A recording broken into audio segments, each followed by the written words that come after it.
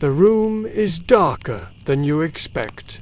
A soft grey light presses against the thin shutters, filtering through the cracks and painting faint patterns across the plaster wall. The air smells of lime dust and olive oil, with a faint metallic temps from your tools. Somewhere outside, a rooster calls lazily, followed by the clatter of a cartwheel on cobblestones.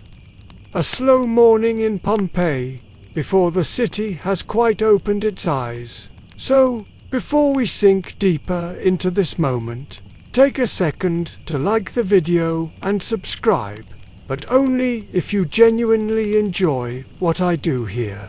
And while you are here, tell me where you are listening from and what time it is where you are.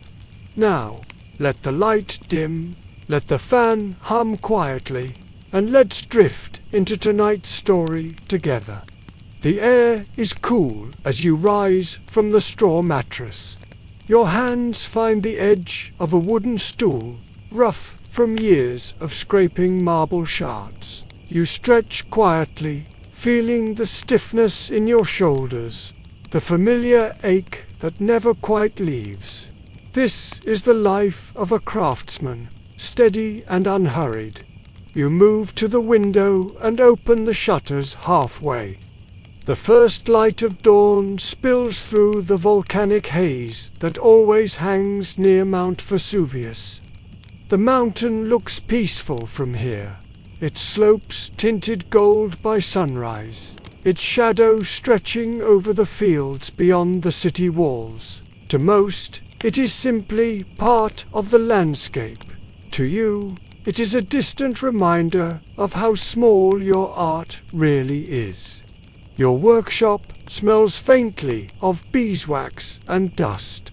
Clay jars line the shelves, each labeled in a careful hand: red ochre, cobalt blue, crushed marble, obsidian, and gold leaf powder that glimmers faintly even in the dim light.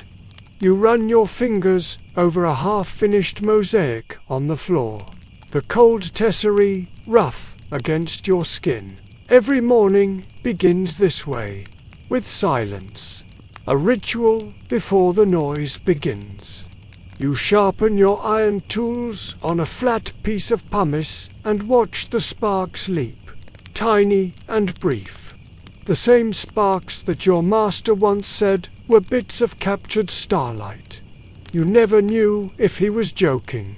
There is something calming about this hour. The city outside still belongs to the stray dogs and the temple keepers lighting morning incense. You can hear the faint trickle of water from the nearest fountain, that familiar, eternal rhythm of Pompeii breathing. The sky brightens, washing the walls in pink. You pick up a lump of red stone and begin tapping it lightly with the hammer, breaking it into smaller pieces. Tap, twist, tap again. It is a slow, hypnotic sound, like a heartbeat made of stone. Historians still argue whether most mosaic artists in Pompeii worked under patronage or independently. You never thought about it that way. For you, the line between pride and hunger is too thin to care about status. There is always another patron waiting, another floor that needs decoration, another god to immortalize in colored glass. You walk toward the corner of your room, where a large board leans against the wall. On it is a sketch drawn with charcoal, the outline of Neptune and Amphitrite locked in a swirling dance. The figures are graceful, their faces half-formed, their outlines promising movement that stone can never truly capture.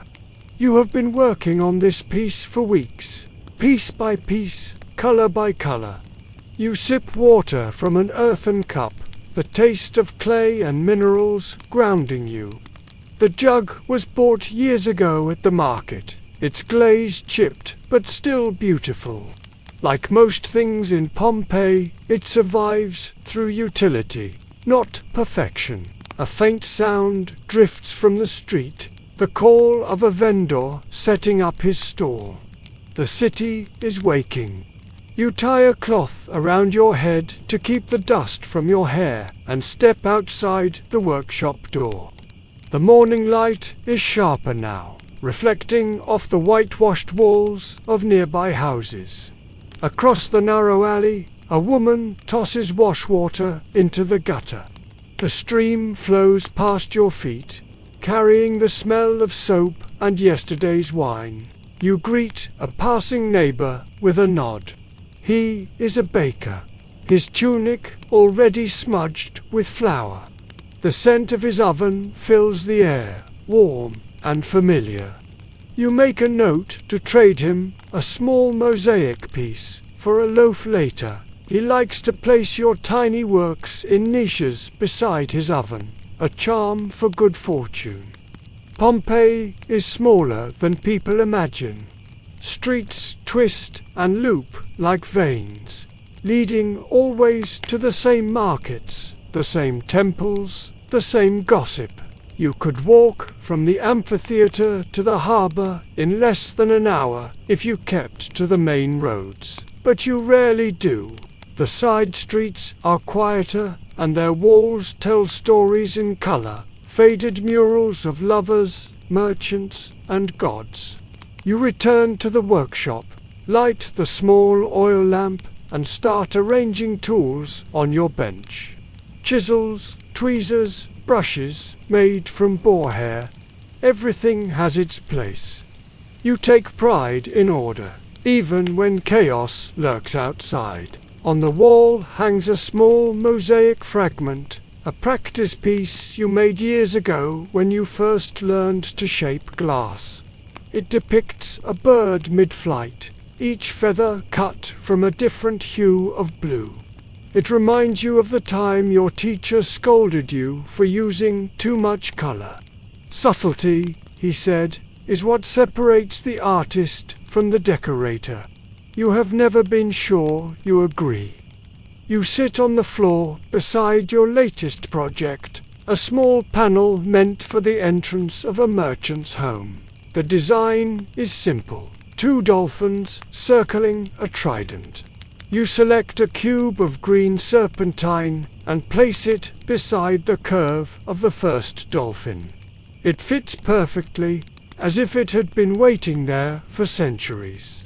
The morning drifts by like this, slow and deliberate. Every few minutes you stop, brush the dust aside, and study the pattern.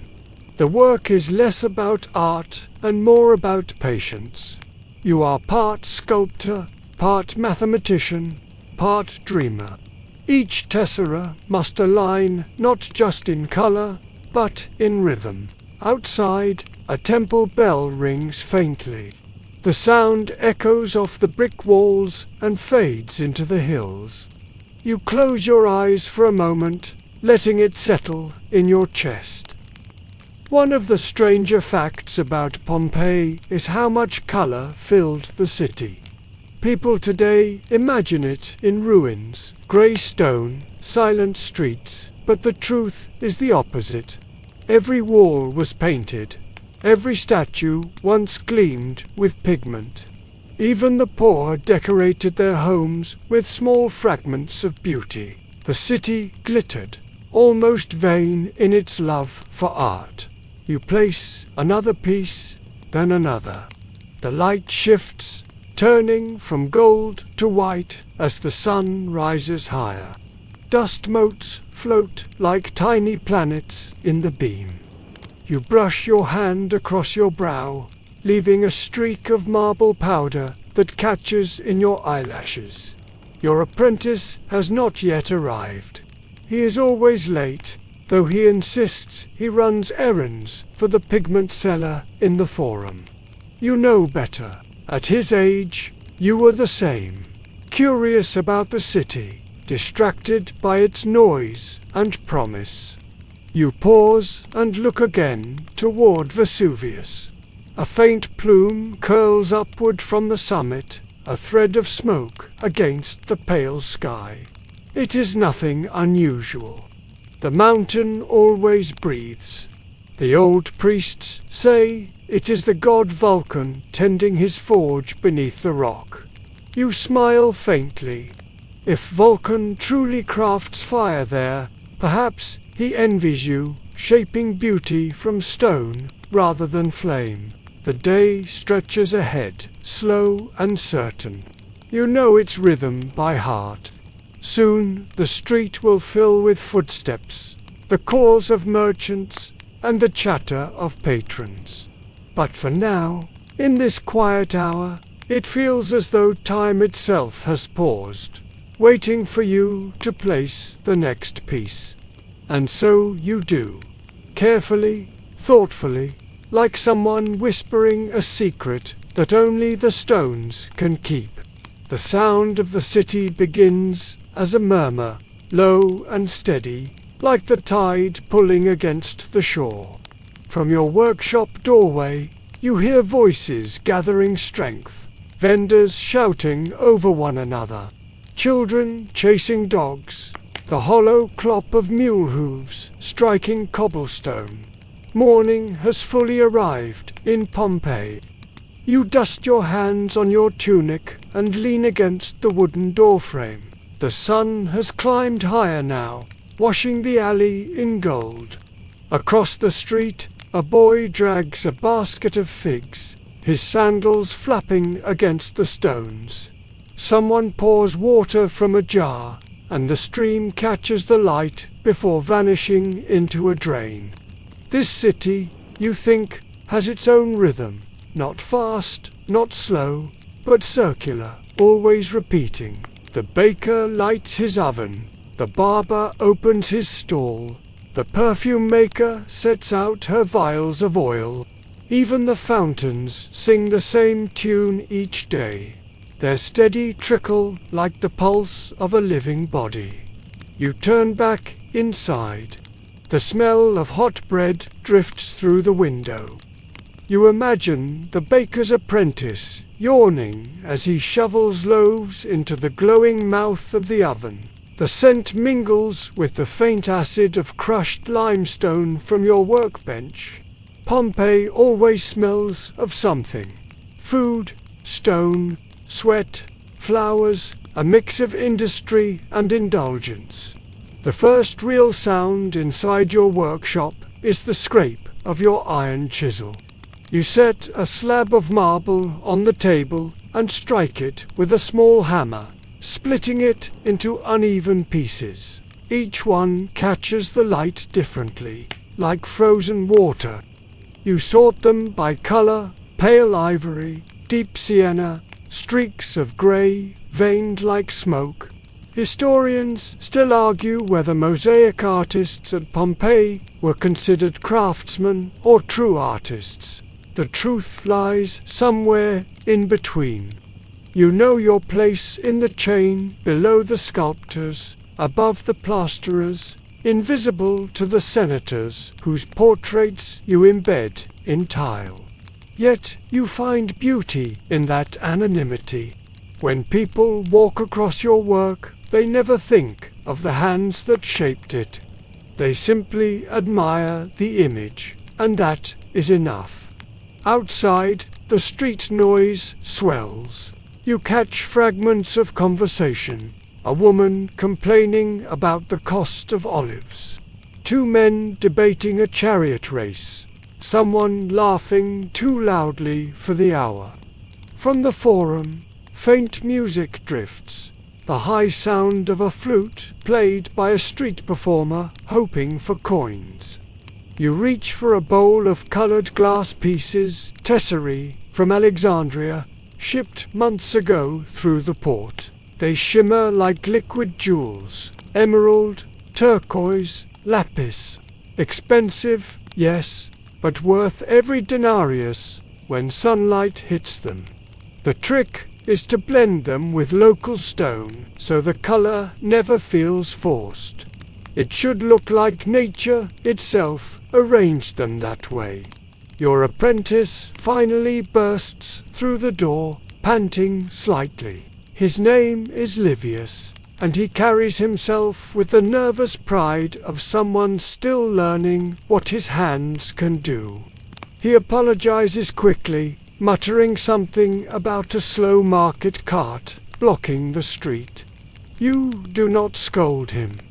He will learn, in time, that excuses do not make art. You hand him a small mallet and motion toward the heap of raw stone. He begins to break it into squares, too fast at first, then slower after you tap the table with your own hammer, a wordless rhythm of correction. The sound of both hammers fills the room, echoing in uneven syncopation. The sun climbs higher. Light spills through the narrow window and dances across the mosaic in progress on your floor. The dolphins gleam where you left them last night, surrounded by a sea of unfilled space. You squat to study the pattern again, tracing the outlines with your finger.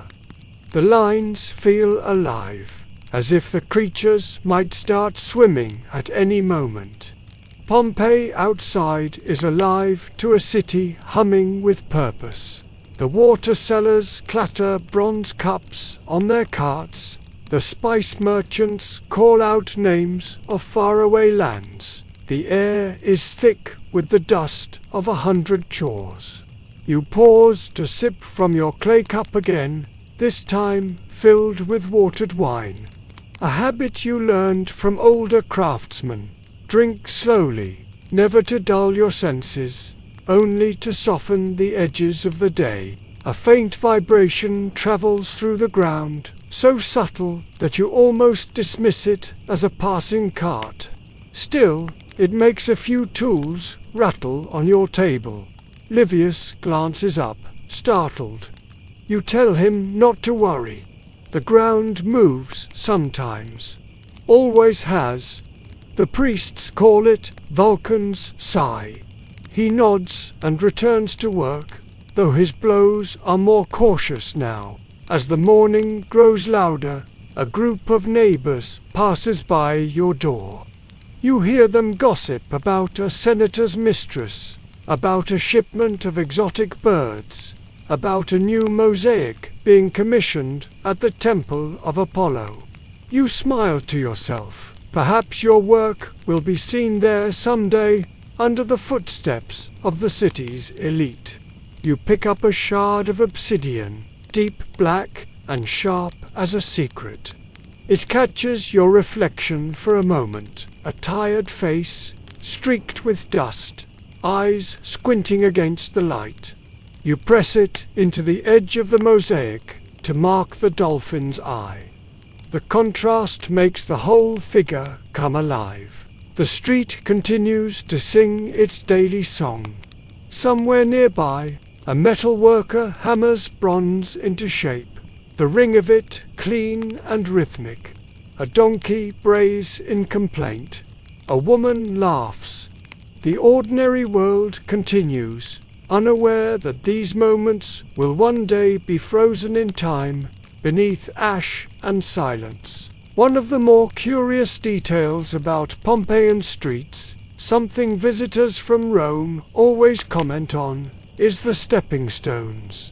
Set high above the gutter, they allow you to cross without soaking your sandals in the runoff that flows through the city. Between each stone, cartwheels have carved deep grooves, a map of motion etched by years of passing trade. You sometimes imagine how the streets must look from above, veins of stone carrying the lifeblood of the city. Livius sneezes as a puff of dust rises from the marble pile. You chuckle quietly and hand him a cloth to cover his nose. The boy grins sheepishly, brushing powder from his eyelashes. You remember being his age in another small workshop, your hands trembling the first time you were allowed to set a piece into wet plaster. He breaks a fragment wrong, too much force. The piece splits unevenly.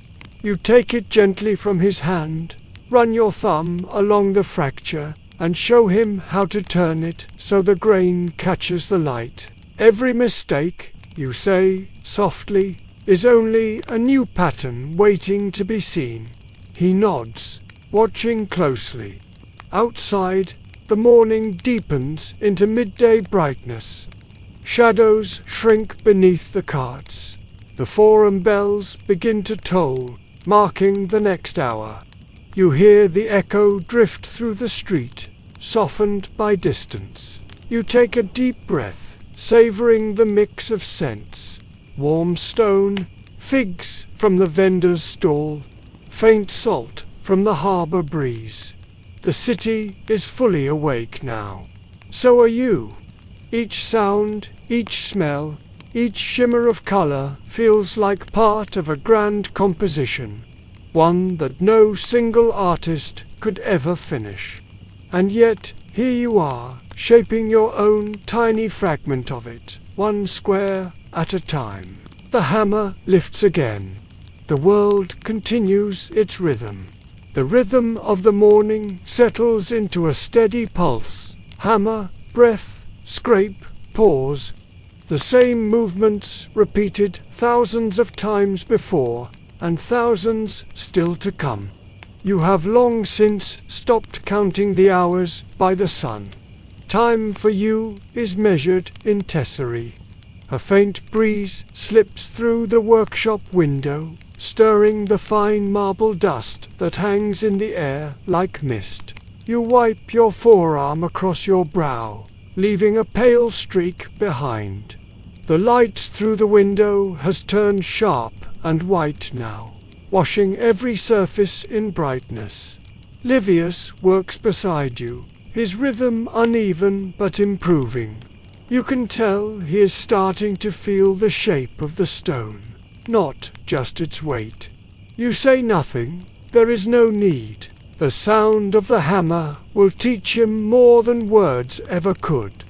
You reach for a small block of red limestone and hold it up against the light. The color glows faintly, deep and warm. It is perfect for the curve of the dolphin's tail. You strike it gently, once, twice, until it splits into a row of tiny cubes, no larger than fingernails. Each one is imperfect, and that imperfection is what makes the mosaic breathe. Historians still argue whether ancient mosaists followed mathematical systems or simply relied on instinct. The truth, as always, lies somewhere in between. You have learned to trust the eye, but never entirely abandon the measure. A mosaic is not chaos, it is controlled disorder. Geometry made emotional. The bench creaks as you sit back down. You spread the tesserae into neat piles, sorting them by hue, pale pink, ochre, crimson, windark red. To an outsider, they might look the same, but you can see the subtle differences in how they catch the light. You think often that color is like character, similar at a glance, distinct under patience. The floor is scattered with broken pieces, tiny fragments that will never find a place. Livia sweeps them into a wooden bowl for reuse. You notice he hums under his breath, some tune picked up from the street. The air hums with that small melody, the soft clinking of stone, and the distant murmur of the city beyond the door. Outside, the heat begins to rise. You can hear flies buzzing near the open window. Somewhere nearby, someone is frying fish, and the smell drifts faintly inside. The sound of voices thickens, merchants shouting louder now, arguing over prices, their words blending into one long chant of commerce. You pour a little water over a slab of mortar, stirring it until it thickens into a smooth paste. This is the bed on which each tessera will rest. The plaster is alive when wet, soft, yielding, waiting to hold what you decide. Once it dries, it hardens forever. A perfect metaphor for time. You use a flat tool to spread the plaster carefully across the design area, just enough for a small section. The wet surface reflects the light like milk. Then you start placing the cubes, one by one. The movement is meditative. Press, adjust, release. The dolphin's body begins to take shape, its curve outlined by subtle shifts in color and texture. You pause occasionally to step back and study the effect. Each piece is nothing by itself, yet together they begin to sing. Livius watches, eyes wide. He is fascinated by the illusion, how a jumble of shapes becomes an image that feels alive. You remember that feeling the first time you realized you were not merely copying nature, but recreating it. There is power in that. Quiet power, but power nonetheless. The city continues its endless chorus outside. You can tell the time by sound alone. The potter's wheel has started turning again. The steady whoosh of clay spinning into form. The fountain near the forum splashes louder now as children play beside it. The fruit seller calls out in rhythmic tones, advertising pomegranates brought from Nuceria. You hear laughter, a group of soldiers passing by, teasing one another about the heat. Their armor clinks with each step, flashes of polished bronze catching the light. You watch them briefly through the window. The people of Pompeii move with purpose, as though the world will always remain just as it is. In the corner, your small kiln still holds yesterday's batch of glass tesserae. You open the lid and peer inside. The pieces glow faintly, cooled overnight into perfect squares. Each one carries a shade. No natural stone could mimic colors trapped in fire. You pick one up between your fingers, holding it to your eye. It glitters like a droplet of frozen sea. You have always loved glass, the way it seems to remember the light that made it. Some say the best glass comes from Alexandria. Others swear by the workshops in Capua. You care only for the hue, for how it sits beside the marble and the slate. Every color has its companion, its opposite, its balance. You work quietly for another hour, absorbed in the rhythm. The dolphin's scales shimmer as more pieces find their places. Livius mixes another batch of plaster under your watchful eye. The boy hums again, but softer now, as if respecting the quiet of creation. A shadow crosses the doorway. You look up and see an old woman carrying a basket of figs. She smiles as she passes, calling a blessing over her shoulder, something about steady hands and long life. You nod in thanks. Superstition is the invisible language of the city. Every trade has its rituals. You stop for a moment to stretch your back. Your knees crack softly as you straighten up. On the shelf nearby, a jar of pigment catches your eye. Egyptian blue, the most precious color in your collection. It took months to arrive by ship, packed in straw and sealed with wax. The color is deep, like twilight seen through water. You open the jar, dip a finger inside, and smile at its fine, silty texture. You remember what your teacher once said, blue belongs to the gods. He was right. The sea, the sky, Neptune's eyes, all the vast things belong to that shade. You use it sparingly, only for moments that deserve reverence. Livius asks if he may try laying a few tiles. You nod, guiding his hand gently to the plaster. He trembles slightly, then presses a piece into place. It sits crooked at first. You help him adjust it. Show him how to twist it just so, until the line flows again. His grin is wide and unguarded. Good, you say softly. Now do another. He does, slowly, carefully. The dolphin grows. Outside, the calls of the merchants begin to fade. The morning rush is giving way to the quiet hum of midday. The air feels heavier now, the sun blazing against the roof tiles above. You can almost taste the heat, the faint tang of baked clay and warm air. A stray cat slips through the open door, tail flicking lazily. It sniffs the piles of stone, unimpressed, then curls up near the corner in a patch of light. You let it stay. Every workshop has its unofficial guardian. You wipe your hands again, glance at the mosaic, and feel that small flicker of satisfaction that comes from visible progress. The dolphin's eye catches the light, and for a moment it almost looks alive. Historians like to debate whether the artists of Pompeii thought of their work as eternal. You suspect most of them, like you, thought only of the next meal, the next commission, the next sunrise. Yet still there is a secret pride, a belief that the things you make will outlast you. And perhaps they will. You return to your bench, lift another piece of stone, and continue your quiet, endless conversation with time. The sound of footsteps breaks the rhythm of your work.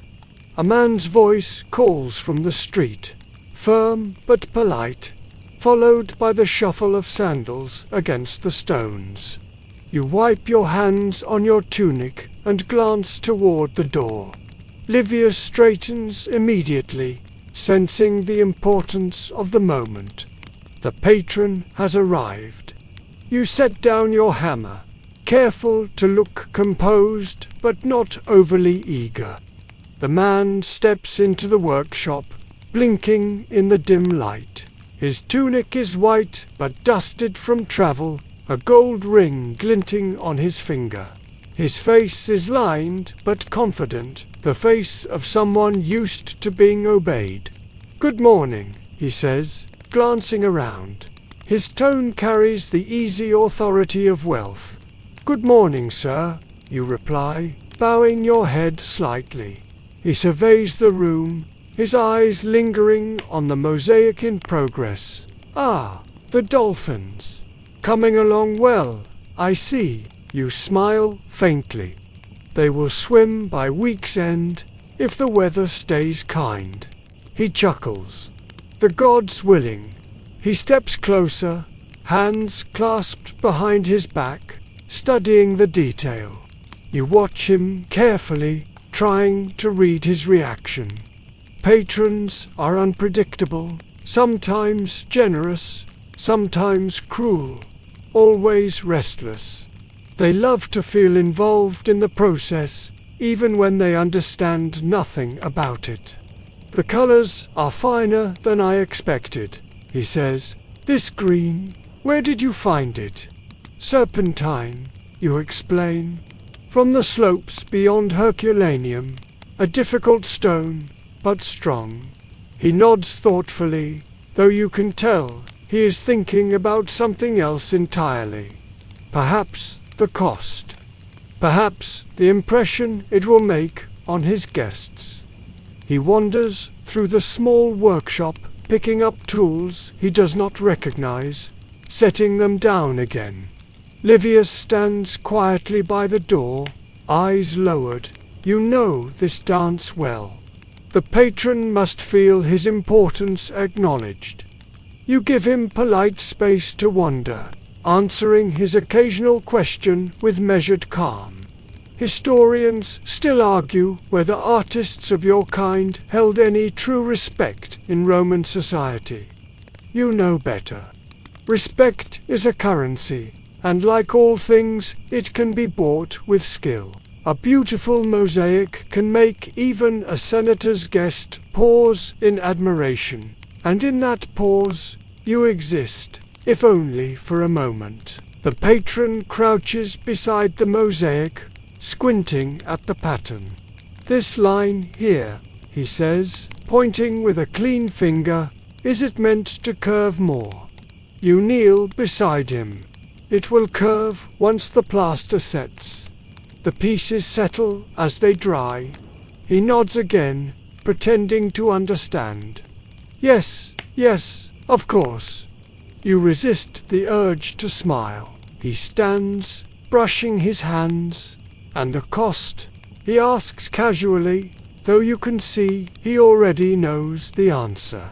"The same as we agreed," you reply evenly. "For silver coins, for the design, too, for materials. No more, no less." He purses his lips, considering. It is fair," he admits finally, "but your work is swift. You might finish early." You shake your head slightly. The art decides the pace, not the artist. For a heartbeat, silence, then laughter. The man claps your shoulder, amused. "You craftsmen are all philosophers. Very well, we keep to the price." He strolls to the doorway, pausing to look out at the street. The sound of distant chatter drifts in the marketplace, alive with calls and clatter. "I plan to entertain guests at the villa next month," he says. "Senator Lucius himself may attend. I trust this piece will impress him." "It will," you say, though you both know that in a room filled with wine and flattery, few will notice the floor beneath their feet. Still, the promise of such company brings its own kind of prestige.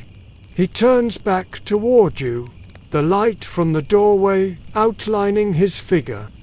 "You are a quiet man," he says, "but your work speaks loudly.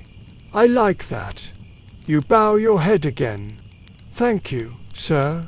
He leaves as swiftly as he came, sandals echoing against the stone. Livius exhales in relief the moment he disappears from view. You wait until the footsteps fade before speaking. "Always remember," you tell the boy, "patrons pay for art, but they never understand it. We sell them beauty they cannot name." Livius nods, still watching the empty doorway. "He seemed kind," he says. "They all seem kind," you reply softly. "Until they don't." The city hums again outside. The brief tension dissolves into the rhythm of daily noise. The laughter, the clinking of amphorae, the rustle of togas brushing past the walls. You return to your workbench, feeling the subtle release of calm. You lift a fragment of marble and begin shaping it anew. The hammer's tap fills the silence, grounding you. As the morning passes, the light shifts again, streaking through the window in narrow beams. Dust motes swirl lazily, tiny galaxies suspended in air. Livius sweeps the floor, and you hear the faint whisper of straw against stone. You think of the villa, the merchant's grand home near the sea. You have seen its courtyard once, lined with columns and ivy. He wants this mosaic for the entrance, a place where guests will first step when they arrive. "Let them see wealth before they see me," he had said when commissioning it. You understood. In Pompeii, image is everything. A quirky detail you once heard from a traveling painter drifts into your mind, that some villa owners deliberately ordered mosaics with spelling mistakes in their inscriptions. They believed it showed humility, that perfection invited envy from the gods. You wonder if your patron might appreciate such superstition. Perhaps you will hide one small imperfection in the waves, a gesture of protection he will never notice. The hours stretch quietly. You finish outlining the second dolphin's tail, blending shades of grey and green until they shimmer like scales underwater. Livius brings you a bowl of cool water. You drink deeply, savoring the mineral taste. The workshop is peaceful again, the earlier tension forgotten. Only the soft hammering remains, a heartbeat of creation. You take a moment to stand by the window. The view is narrow, but enough to see a slice of sky, pale and bright. Vesuvius looms in the distance, its peak half-veiled in haze. You stare at it briefly, trying to decide if the plume of smoke looks thicker today. Probably not. The mountain always smokes. You return to your work. The sound of the city fades as your focus deepens. The tesserae seem to guide your hand, each one finding its perfect place. The dolphins are almost complete now, their bodies flowing together in an eternal circle. Art, you think, is the only way to make motion stand still. By the time you step back, the sun has begun to tilt westward. The light softens, turning golden again. The mosaic gleams in that glow, the green and blue tesserae catching the last warmth of the day. You feel the familiar ache in your back, the dry sting in your eyes, but you also feel something else, that small satisfaction that only comes from shaping beauty out of silence. You nod once, quietly, to no one in particular. The day is far from over, but this moment feels complete. The afternoon heat creeps in through the cracks of the shutters. The air grows thick and unmoving, heavy with the scent of lime and sweat.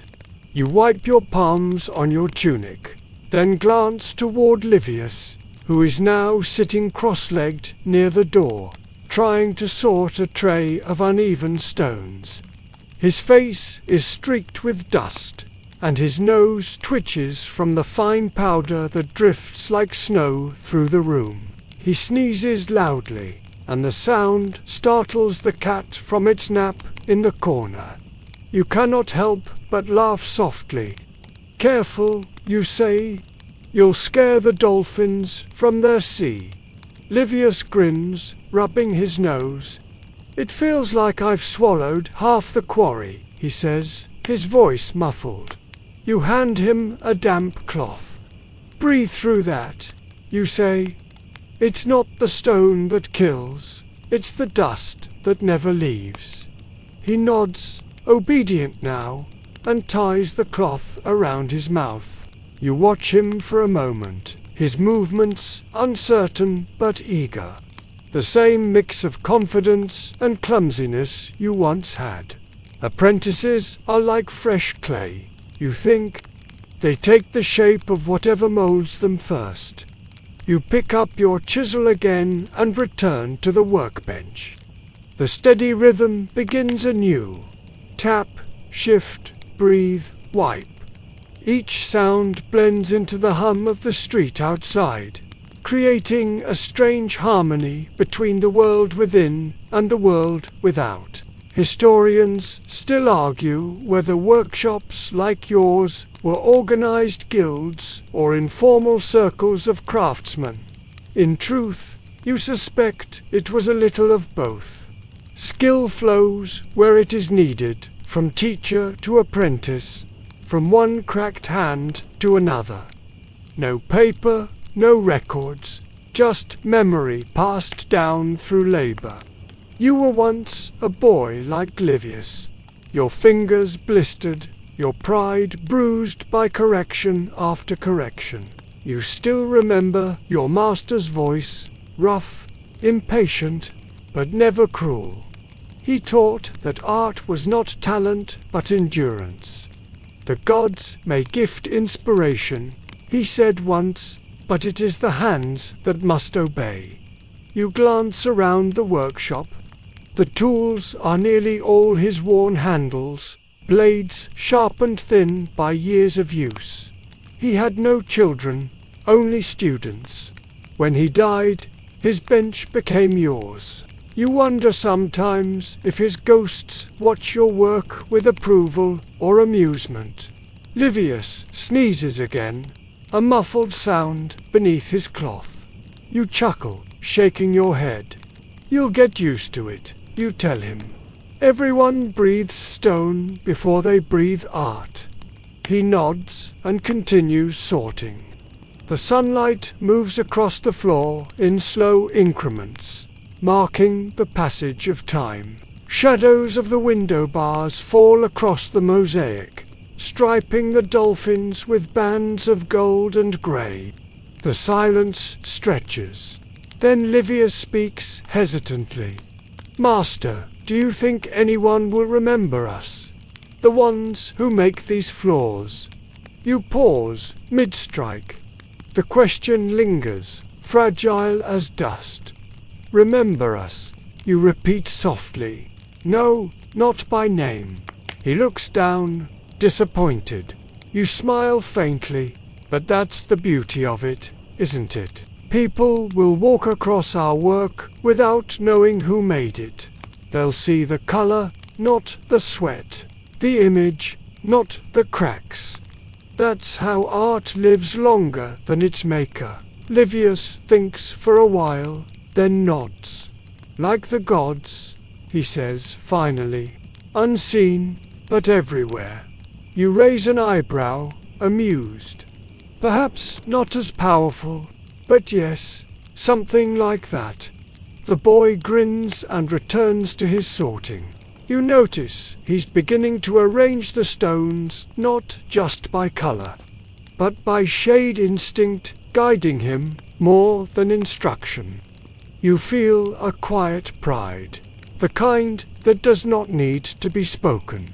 Outside, the sounds of the street begin to thin. The heat drives most people indoors for the midday rest. The city breathes slower now, the air shimmering in the light. You can hear the faint coo of pigeons on the roof tiles, the lazy swish of a broom in a nearby courtyard. You decide it is time to pause. Enough, you say. Come, Livius, let the stones rest. They grow dull when we tire. He looks relieved and sets down his tools at once. You both step outside into the narrow street, blinking against the sudden brightness. The light feels alive, burning through the dust that hangs in the air. The stones beneath your sandals are hot to the touch. The alley smells of figs, fish, and something faintly sweet, perhaps honey dripping from a nearby stall. In the distance, you can hear laughter from children splashing at the fountain. The city at rest is still never silent. You sit on a low stone wall outside the workshop, stretching your legs. Livius sits beside you, squinting at the sun. It's hotter than the kill, he mutters. You nod. The gods test us to see who can stay awake. A few passers-by glance your way. One of them, an older man with a jug balanced on his shoulder, greets you. Still breaking stones. Artist, he calls. Still breaking hearts. Trader. You reply, and the man laughs, shaking his head as he walks on. Pompeii is a small city, after all. Everyone knows everyone else's trade and trouble. The streets are a web of stories, each voice tugging at another. You hear snippets as people pass complaints about grain prices, rumors about tremors, whispers about a senator's scandal. You lean back, resting your elbows on your knees, letting the sun soak into your skin. The warmth feels good after the chill of the workshop. For a moment, you simply breathe, matching your rhythm to the city's slow pulse. A stray breeze carries the scent of the sea. It mingles with the faint tang of volcanic ash, a smell so ordinary here that few ever notice it. You do, you always have. You think of your own beginnings, the days before you had a workshop of your own, traveling between cities, carrying tools on your back, sleeping in courtyards under the stars.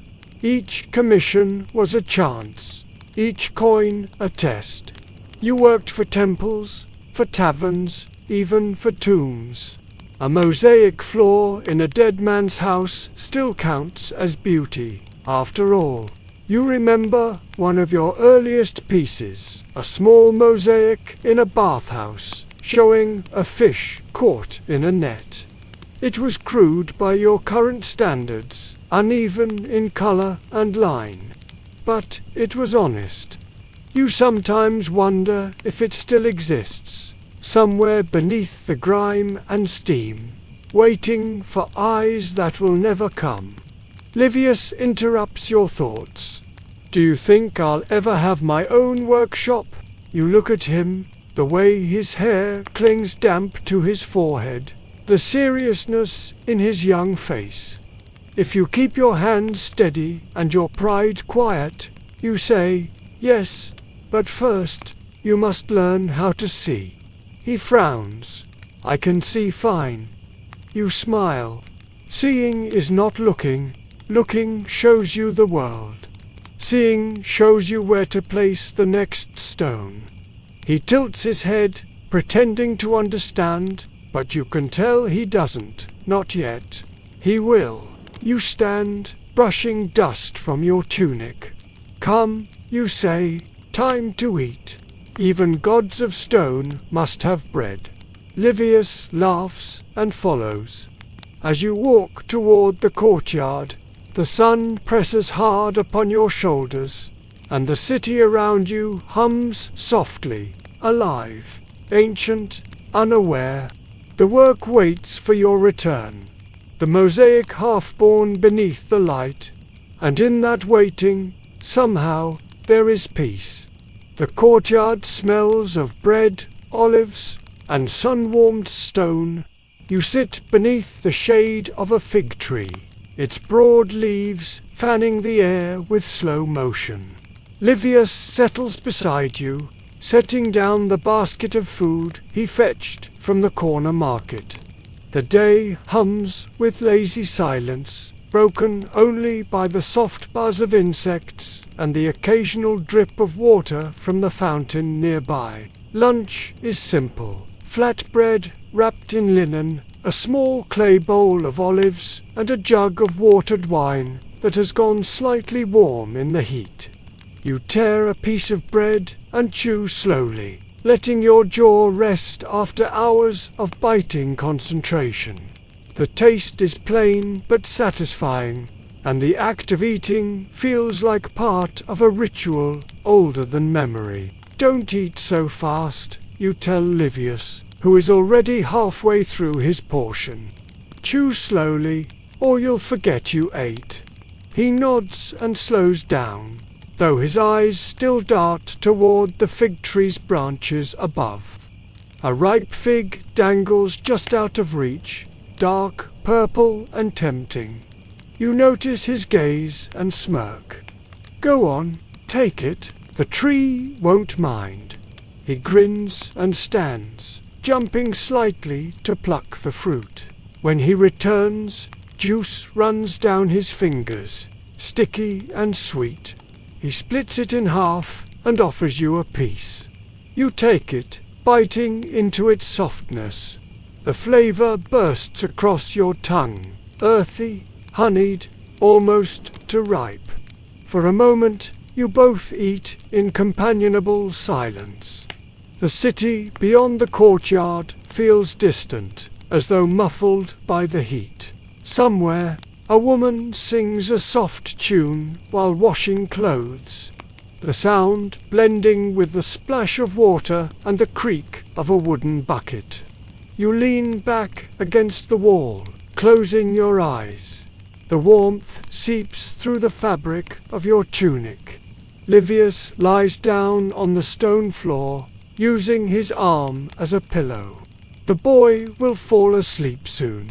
You think the body knows when to rest, even if the mind refuses. Historians still argue whether midday rest was a luxury or necessity in cities like Pompeii. For craftsmen like you, it is both. The hands can only hold so much precision before they tremble. Fatigue is the enemy of art. You let your thoughts drift as the minutes stretch out. The courtyard seems suspended in a dreamlike calm. The fig leaves shifting, the fountains trickle endless and soothing. You think of the mosaic waiting in your workshop, half-finished, patient. The dolphins will not swim away. They never do. Your eyes wander to the small shrine in the corner, a lararium built into the wall.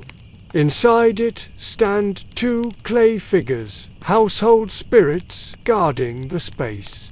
Their painted eyes have faded, but their presence feels steady. You rise quietly, take a small piece of bread, and place it before them as an offering.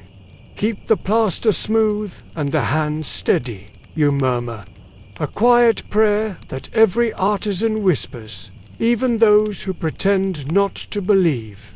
When you return to your seat, Livius has indeed fallen asleep, his mouth slightly open, one hand resting on his chest. You smile faintly.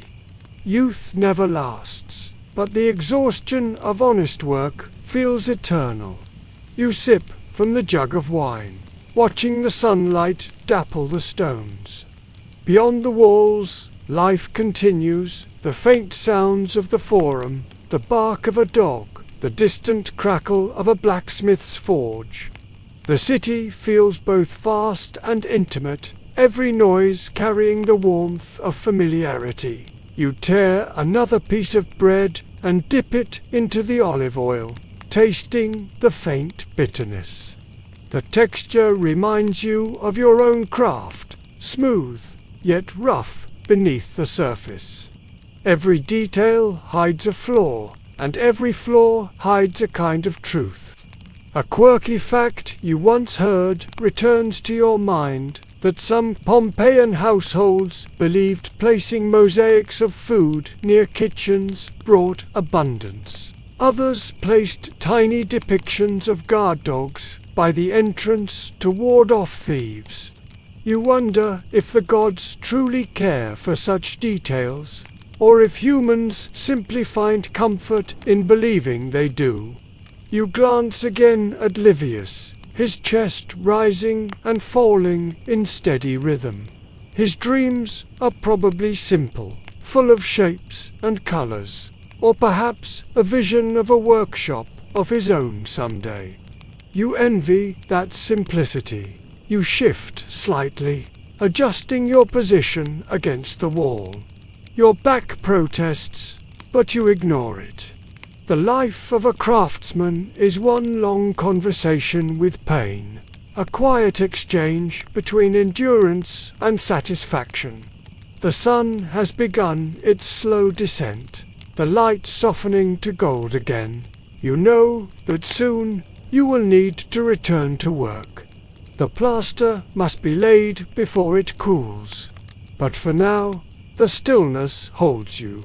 A pair of sparrows land near the fountain, pecking at crumbs. You watch them hop along the edge, unbothered by your presence. The air smells faintly of rosemary. Someone nearby must be cooking. You think of the patron again. His voice, his pride, his careless laughter. Men like him believe they build legacies with coin, but you know better. It is the small things, the curve of a line, the shimmer of a color, that survive the centuries. Art outlasts ownership. You stretch your legs and rise slowly. Wake up, you say gently, nudging Livius's foot. He stirs, blinking sleepily. How long? Long enough, you reply. The sun moves faster than your dreams. He sits up, rubbing his eyes. You hand him the last piece of bread. Eat. We still have work before the evening finds us. He nods and chews silently. The fountain gurgles, a soft reminder that time never truly stops. It only hides behind sound. When you finally step back through the doorway of the workshop, the air feels cooler, the light softer. The mosaic waits in perfect stillness. You run your hand gently over the plaster's edge. It has hardened just enough to hold the next layer.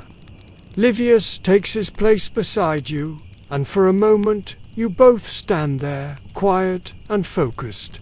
Outside, Pompeii hums in lazy afternoon rhythm. Inside, creation begins again, slow, patient, infinite. You take up your hammer and begin once more. Tap, shift, breathe. Each sound folds into the next, carrying you forward into the calm precision of work, where every heartbeat matches the echo of the chisel. The light in the workshop has mellowed into that soft, honey-colored glow that comes only in the late afternoon. The air is still heavy with dust, but the heat has eased enough for the breath to feel fuller, easier.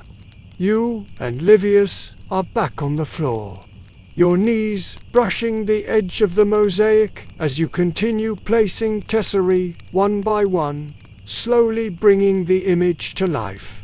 The dolphins are complete now, circling the trident at the center like twin spirits guarding the sea. Around them, you begin to build the border, interlocking patterns of vines and waves. The kind of design that seems simple until you try to make it flow perfectly in a square. Livius mixes a new batch of plaster beside you. His movements are surer now, less hesitant. The rhythm of the trowel scraping against the bowl fills the quiet between you. Occasionally, he hums under his breath again, that same tune from earlier. It fits strangely well with the sound of tools, another kind of harmony. You set a piece of deep blue glass into the trident's base, watching it catch the afternoon light. The color glows like liquid, richer than anything nature provides. You smile slightly. There is magic in this shade, the kind of color that feels alive, like the sea at dusk. Historians still argue whether artists like you chose mythological scenes for beauty or for meaning. Perhaps both. You have long believed that patrons choose gods not for devotion but for what they represent: power, wealth, control over nature. Neptune commands the sea, and merchants of Pompeii like to think they do as well. You shift position, your back protesting again. The plaster cools quickly now, so you work faster.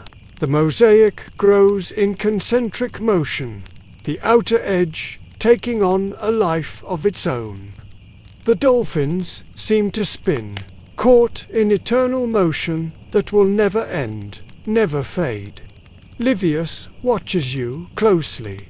"Master," he says, "why do the gods always look so calm? Even in storms, even when they fight."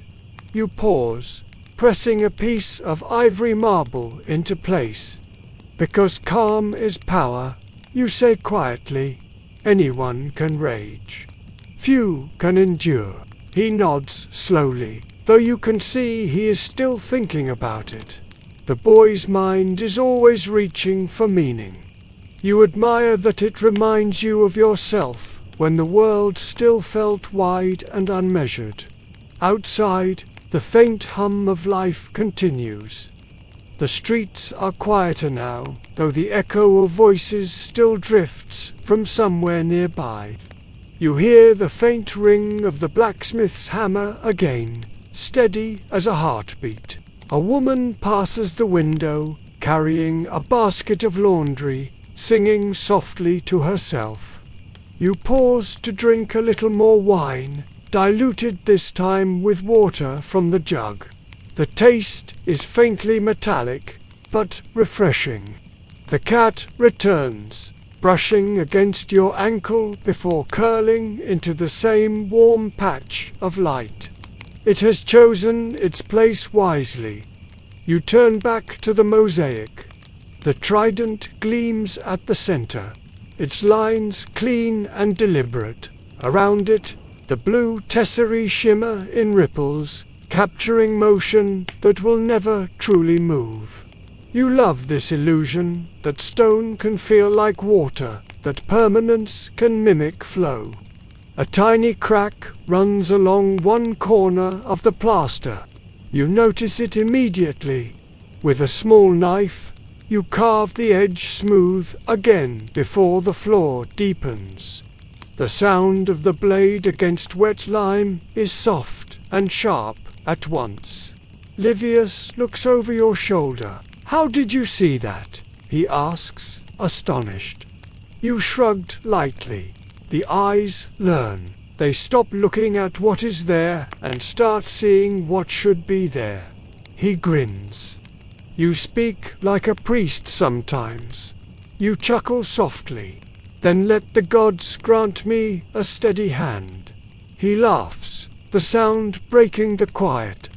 The sun dips lower, the light turning from gold to amber. Shadows stretch across the mosaic, and you adjust your angle so the glare does not blind you. Each piece you place now feels like part of a fading race. You against the coming dark. A stray thought crosses your mind that every mosaic is a prayer written in silence. No words, no signatures, just fragments of devotion pressed into the floor of eternity. You work until your fingers ache. The plaster has begun to dry, the texture changing beneath your fingertips. You decide to stop for now, brushing dust from the surface. Livius covers the remaining tesserae with a damp cloth to keep them cool overnight.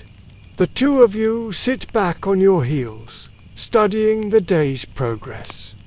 The image glows softly in the dimming light. The trident, the dolphins, the delicate border, it all feels complete, balanced. You exhale slowly, a small sigh of contentment.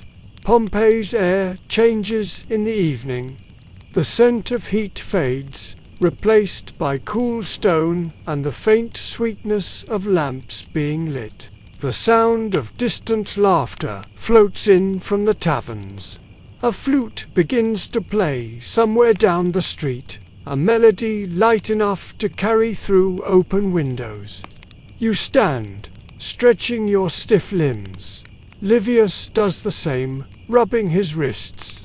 "Will the merchant come again soon?" he asks. "Tomorrow, perhaps," you answer. "He'll want to see his wealth taking shape." "Do you like him?" You smile faintly. "I don't dislike him. He pays on time." Livius nods, as though that explains everything. The boy begins sweeping the floor, careful not to disturb the mosaic. You watch him for a moment, then step to the doorway, leaning against the frame. The alley glows in the last light of day, orange fading to pink, shadows long and thin. You can see a few figures moving in the distance, a woman balancing a jug on her head, a child chasing after a stray dog, two men arguing good-naturedly outside a shop. The city feels older in this light, as if wrapped in its own memory.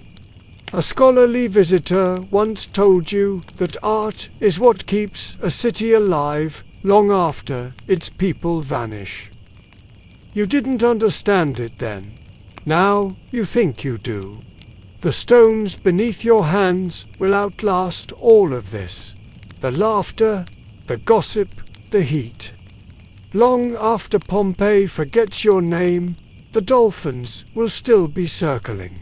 The thought is both comforting and sad. You return to your bench, wiping your hands one last time. The tools are lined neatly, the jars sealed. Livius sets the broom aside and yawns. Will we finish tomorrow? Perhaps, you say. If the gods allow, he nods, content with that answer. You step outside together, locking the workshop door behind you. The sky above Vesuvius burns crimson now, the kind of color no artist could ever truly capture. You watch it for a moment. The mountains shape black against the fire of sunset. The boy follows your gaze. It looks angry, he says quietly. Mountains aren't angry, you reply. They just remember things we forget.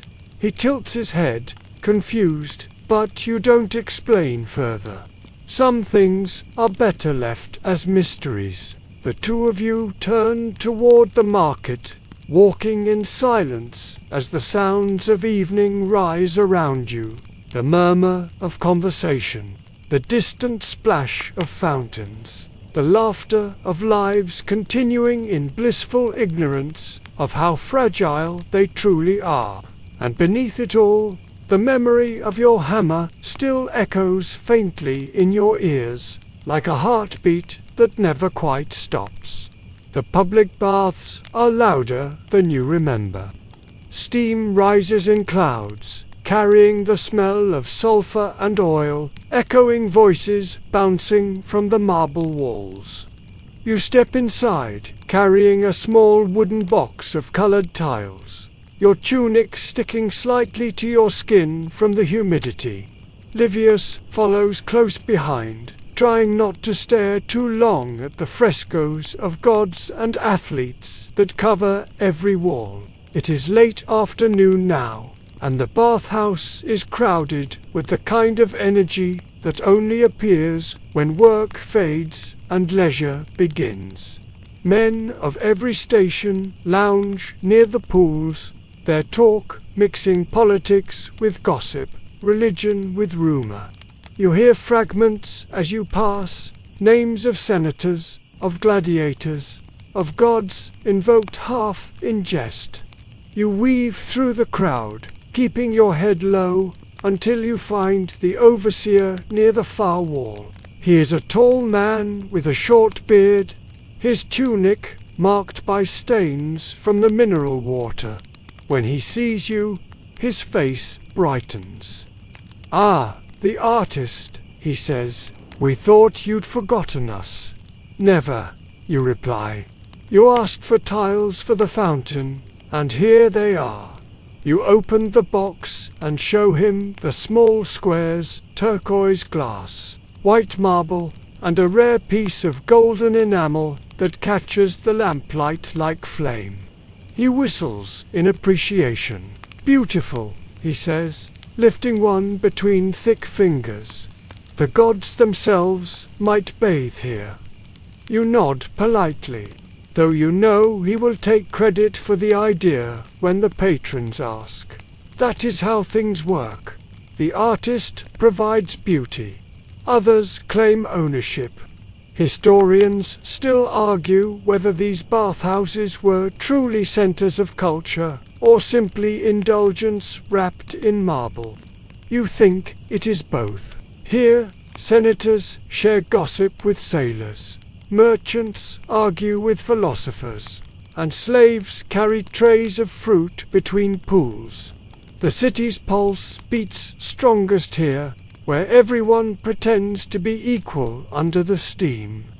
The overseer pays you with a small pouch of bronze coins. You thank him and bow lightly, tucking it into your belt. Business is business, even when art feels holy. Livius lingers by a wall, gazing at a mosaic depicting Apollo and Daphne, the goddess mid-change, her hands already turning to leaves. The craftsmanship is flawless, every vein of the bark shaded, every strand of hair frozen in motion. He looks at you, eyes wide. Did you make this? You shake your head. No. That was the work of a man from Neapolis. Long before your time. It looks alive, he whispers. You smile faintly. That's what all artists chase life, trapped in stone. You both stand there for a moment, silent, watching the way the light from the oil lamps flickers over Apollo's face, the golden tesserae shimmer, creating the illusion of movement, as though he might turn and speak. Then a shout cuts through the murmur. Near the central pool, a group of men argue heatedly. One gestures toward the ceiling. Another tremor, he says. Did you feel it? Others laugh, dismissing him. Just the gods stretching, one jokes, or maybe Neptune sneezed. You feel nothing, but you remember the faint shaking from the other morning. Livius looks uneasy. You place a hand on his shoulder. The earth grumbles. You say softly, but it always stops. Still, a few faces in the crowd turn toward the doorway, as if expecting more. The tension lingers a moment longer, then dissolves into laughter and conversation. A merchant nearby catches your ear. He is speaking loudly to his companions. They say the augurs read cracks in the temple floor, he says. They think it means something. An omen. An omen for what? Someone asks. He shrugs. Who knows? The gods are always warning us about something. The men laugh again, and the noise returns to its usual rhythm. Steam rises, voices echo. Life goes on.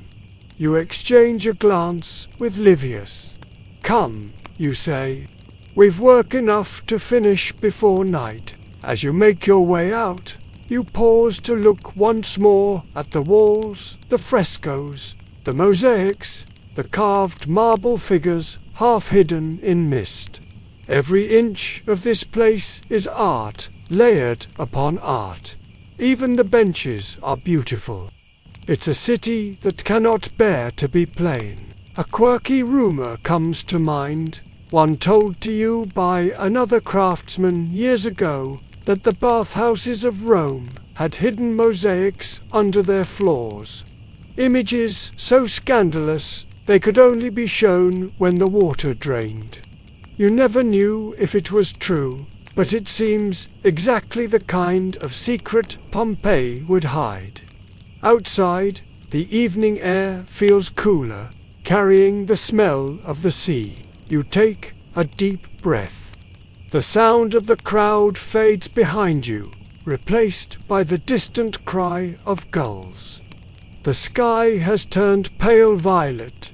The first stars faint against the haze. You and Livius walk slowly through the winding streets. The stone beneath your sandals is still warm from the day. Lamps flicker in doorways, casting pools of gold on the walls. Voices drift from taverns, laughter spilling into the alleys. Do you ever bathe there? Livius asks after a while. You shake your head. Not often. I work with dust. It's easier to wash in the fountain. He grins. The patrons would be shocked. They'd be more shocked if they saw how their art begins. You say, "Mud, smoke, and broken stone." He laughs softly, kicking a pebble ahead of him. It clatters along the street until it disappears into a drain. As you near your workshop, the sound of a lyre drifts through the air. Someone is playing in the distance, the melody calm and gentle. The tune reminds you of home, not any particular place, but the idea of belonging somewhere, even briefly. You stop by the doorway of a tavern. Through the open window, you see a mosaic on the wall, a simple one, a drinking cup surrounded by ivy. It's rough, uneven, made by unskilled hands, but somehow it feels honest. There's a charm in imperfection that perfection never finds. Livius notices you staring. "It's crooked," he says. "Yes," you reply, smiling faintly. "That's why it's beautiful." He tilts his head, puzzled, but you don't explain. Some lessons only unfold with time. The two of you reach your workshop just as the last light fades. The sky above Vesuvius glows faintly red. You pause a moment, looking toward it. The plume from the peak is thicker tonight, curling higher into the dusk. You feel the faintest chill crawl along your spine, though the air is warm. "Come inside," you say. "Let's light the lamps." The boy obeys, and soon the soft glow of flame fills the small room. The mosaic glints faintly in the golden light, its colors deep and alive. You stand over it, studying the details one last time before night claims the day. The trident shines like captured lightning. The dolphins gleam as if swimming through the glow of a dying sun. You let the silence stretch. Then you whisper, almost to yourself, "Tomorrow we finish." Livius nods, yawning. "Good," he says. "Then maybe we rest." You smile faintly. Rest always comes after creation. Outside, the music fades. The night deepens. The mountain sleeps. For now, the morning after the visit to the bathhouse begins with stillness. The air feels different, as though the city has paused to catch its breath. You wake before dawn again, out of habit more than necessity, and light a single oil lamp. Its glow paints soft circles of gold across the stone walls. The workshop feels strangely quiet without the noise of the street outside. Even the fountain's murmur sounds distant. You sit on your stool, rubbing the sleep from your eyes, and listen to the faint crackle of the lamp's flame. Livius arrives soon after, yawning, his tunic rumpled from sleep. He carries a loaf of bread wrapped in cloth. "Morning, master," he says softly. "Morning," you reply. He sets the bread on the table and looks toward the mosaic, now covered with a damp cloth. "It's ready for the border today," he says eagerly. "It is," you answer. "But first, we'll clean our tools. The plaster must respect order." He nods. Together, you begin the quiet routine of preparation, washing brushes in a bowl of water, sharpening chisels, arranging stones by color. The rhythmic scrape of metal on stone fills the air, steady and deliberate. Outside, the first light creeps through the shutters. You can hear a few faint voices now. The baker opening his oven. The creak of cartwheels. A rooster calling somewhere beyond the forum. Life is beginning again, as it always does. Historians still argue whether the people of Pompeii ever sensed their fragility, living in the shadow of the mountain. You think perhaps they did, but they buried the thought under noise and routine. There is safety in repetition, even when the earth itself is restless. You remove the cloth from the mosaic. The colors gleam even in the dim light: blue, green, ivory, gold. The dolphins seem to float above the plaster, caught forever mid-motion. You run your hand gently along the surface, feeling the texture, the ridges between each piece. Livius stands beside you, his expression reverent. "It looks finished already," he says. "Almost," you reply. But almost is not enough. You begin mixing the final batch of mortar, carefully measuring the proportions. The mixture must be neither too wet nor too dry. Precision is patience, and patience is everything. Livius brings the next batch of tesserae, smaller ones, cut thin for the border. The design will frame the entire piece. A series of interlocking patterns meant to guide the eye inward toward Neptune's trident. It is the kind of detail most people never notice, but it is what gives a mosaic its soul. As you work, the light changes, brightening through the small window. The golden hue of dawn turns white. Sharper shadows retreat across the floor. The air warms with the smell of lime and dust. For a while, there is no sound except the rhythm of work, the click of stone, the sigh of breath, the faint scrape of plaster being smoothed. You and Livius fall into a kind of trance, your movements synchronized, your thoughts absorbed by the pattern growing beneath your hands. The border takes shape slowly, one loop at a time. Each curve must flow seamlessly into the next. You press the tesserae with care, aligning them so the light dances across their edges. The design begins to twist like vines, winding in perfect symmetry around the dolphins. A knock at the door startles you both. You look up to see a familiar figure, a woman from the market, one of your regular contacts for pigments. She carries a small bundle wrapped in linen. "Morning, artist," she says with a grin. "Fresh shipment came from Alexandria. Thought you'd want first choice." You gesture for her to enter. She unwraps the bundle to reveal small jars of pigment, each color more vivid than the last. Cinnabar red, malachite green, and the faint shimmer of crushed lapis. You take one jar and hold it to the light. The powder glows faintly, rich and deep. "Beautiful," you say softly.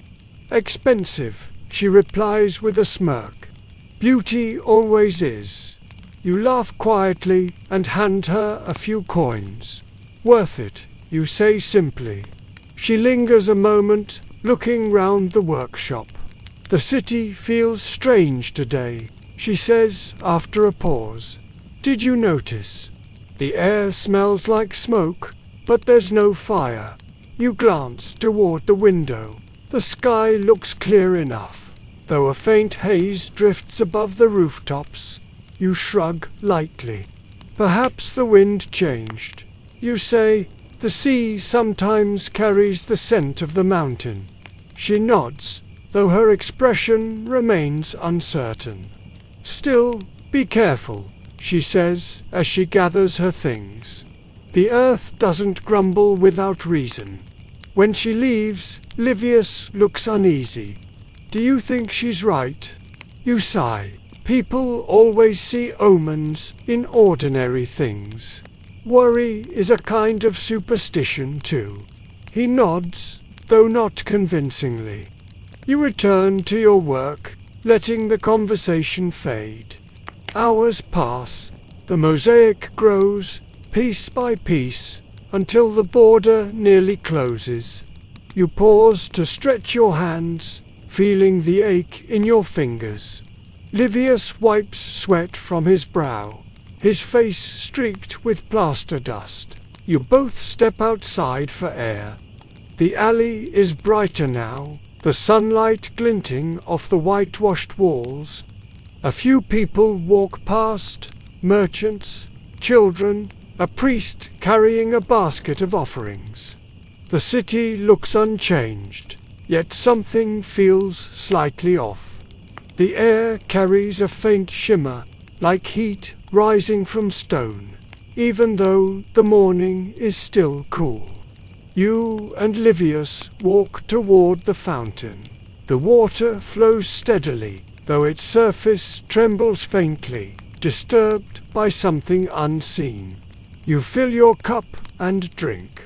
The water tastes normal, though there's a metallic hint you don't remember. Back in the workshop, you light another lamp to soften the harsh sunlight streaming in. The mosaic gleams beautifully now, the colors alive in the glow. You work quietly, lost in the last stages of creation. A small tremor ripples through the ground, just enough to make the tools rattle on the bench. You and Livius freeze, exchanging a glance. Then it's gone, as quickly as it came. Nothing, you say after a moment, just the mountain rolling over in its sleep. Livius nods, forcing a smile, but the silence afterward feels heavier than before. You focus again on your work, pressing the final pieces into place. The border closes, the pattern complete. The dolphins are framed perfectly, their motion endless, eternal. You exhale slowly. The work is finished. You sit back on your heels, hands resting on your knees, and let your eyes travel across the surface. It feels alive, as if it breathes. Livia stares in awe. "It's beautiful," he whispers. You nod. It's done. For a long moment, neither of you speaks. Outside, the faint murmur of the city continues. Voices, carts, laughter, ordinary sounds of an ordinary day. But beneath it all, there is something else. A low, almost imperceptible hum, like the earth itself holding its breath. You choose not to mention it. Instead, you look at the mosaic one last time and say, quietly, "Let it rest." Evening drifts down over Pompeii, soft and slow, like a silk curtain lowering after a play. You and Livius close the workshop door behind you, stepping into streets that glow in shades of gold and red. The market has come alive again, its noise swelling through the narrow alleys. The scent of roasted nuts and sweet wine hangs in the air. The day's heat has finally loosened its grip. People spill into the open, laughing, trading, shouting over one another. The hum of the city feels like music, the sound of lives unwinding, of labor turned to leisure. "Come," you tell Livius. "We'll walk to the forum before we eat." He nods, eyes bright. The boy loves the market at dusk, the chaos and color of it. To him, it is the pulse of Pompeii, noisy, vivid, endlessly alive. You remember feeling that same energy once, before the routine of work dulled it into quiet appreciation. As you walk, you pass walls painted with advertisements and graffiti. Some boast of gladiators, others of taverns or bathhouses. One declares eternal love between two names you don't recognize. Pompeii speaks in layers, words, drawings, scratches in plaster. 1,000 voices overlapping. You reach the forum, where merchants have set up temporary stalls. Oil lamps flicker in rows, their flames bending in the light breeze. Tables overflow with fruit, pottery, and dyed cloth. Someone is selling bronze trinkets shaped like animals. Another offers scrolls copied from Greek poets. Livius lingers near a stall selling small figurines, clay statues of gods and heroes. He picks one up, a tiny depiction of Vulcan with his hammer. "For the workshop," he says with a grin. You smile. If you buy him, remember to offer him wine. He likes to be bribed. He laughs, handing the merchant a coin. The statue disappears into his pocket. Historians still argue whether the people of Pompeii believed in their gods or merely honored tradition. You suspect it is both. Belief is not always faith. Sometimes it is simply habit, a rhythm passed down like a craft. The gods are as woven into life as plaster and pigment. A man selling roasted chickpeas shouts nearby. You buy a handful, passing some to Livius. The warmth of them in your palm feels comforting. The crunch between your teeth is sharp and satisfying. "Master," the boy says after a moment, his mouth full, "what will we make next? After the dolphins?" You think for a moment, something simpler. "I hope my back demands mercy." He chuckles. "Maybe a god again. Maybe a dog," you say. They complain less. He laughs louder, and you join him. The sound blends into the marketplace, one more note in its endless song. As the sky darkens, a troupe of performers gathers near the forum steps. A small crowd forms around them, children first, then adults drawn by the sound of pipes. Two men in masks begin a short play, their exaggerated gestures sending ripples of laughter through the audience. Livius pushes closer to watch. You stay back, content to observe from the edge. The flickering lamplight turns the scene almost dreamlike, shadows stretching, masks gleaming, the audience faces glowing with amusement. You glance toward the distance, where Mount Vesuvius looms against the dimming sky. Its silhouette is vast, unmoving. Yet tonight you notice the faintest glimmer of red near its summit. Not bright, not dangerous, just a pulse of light, like a coal hidden under ash. No one else seems to notice. Or perhaps they do and choose not to care. Life in Pompeii is built on the unspoken agreement that danger is always elsewhere. The performance ends with applause and coins tossed into a small basket. The crowd disperses slowly. The smell of lamp oil and roasted meat thickens as more stalls open for the night. You and Livius continue walking, your steps unhurried. You stop at a small stall near the edge of the forum, a familiar one. The owner, a broad man with kind eyes, greets you warmly. "Artist, bread and cheese as usual." You nod, "and some olives, if you have them." He grins and wraps the food carefully in cloth. "Big project, I hear." You raise an eyebrow. "Word travels faster than I work." He chuckles. "Everything travels fast in Pompeii, gossip most of all." You hand him a few coins, and he waves you off. "Pay next time. I'll take a piece of art instead." You smile faintly. "Then you'll have to wait for eternity." He laughs, slapping your shoulder. "I can wait that long."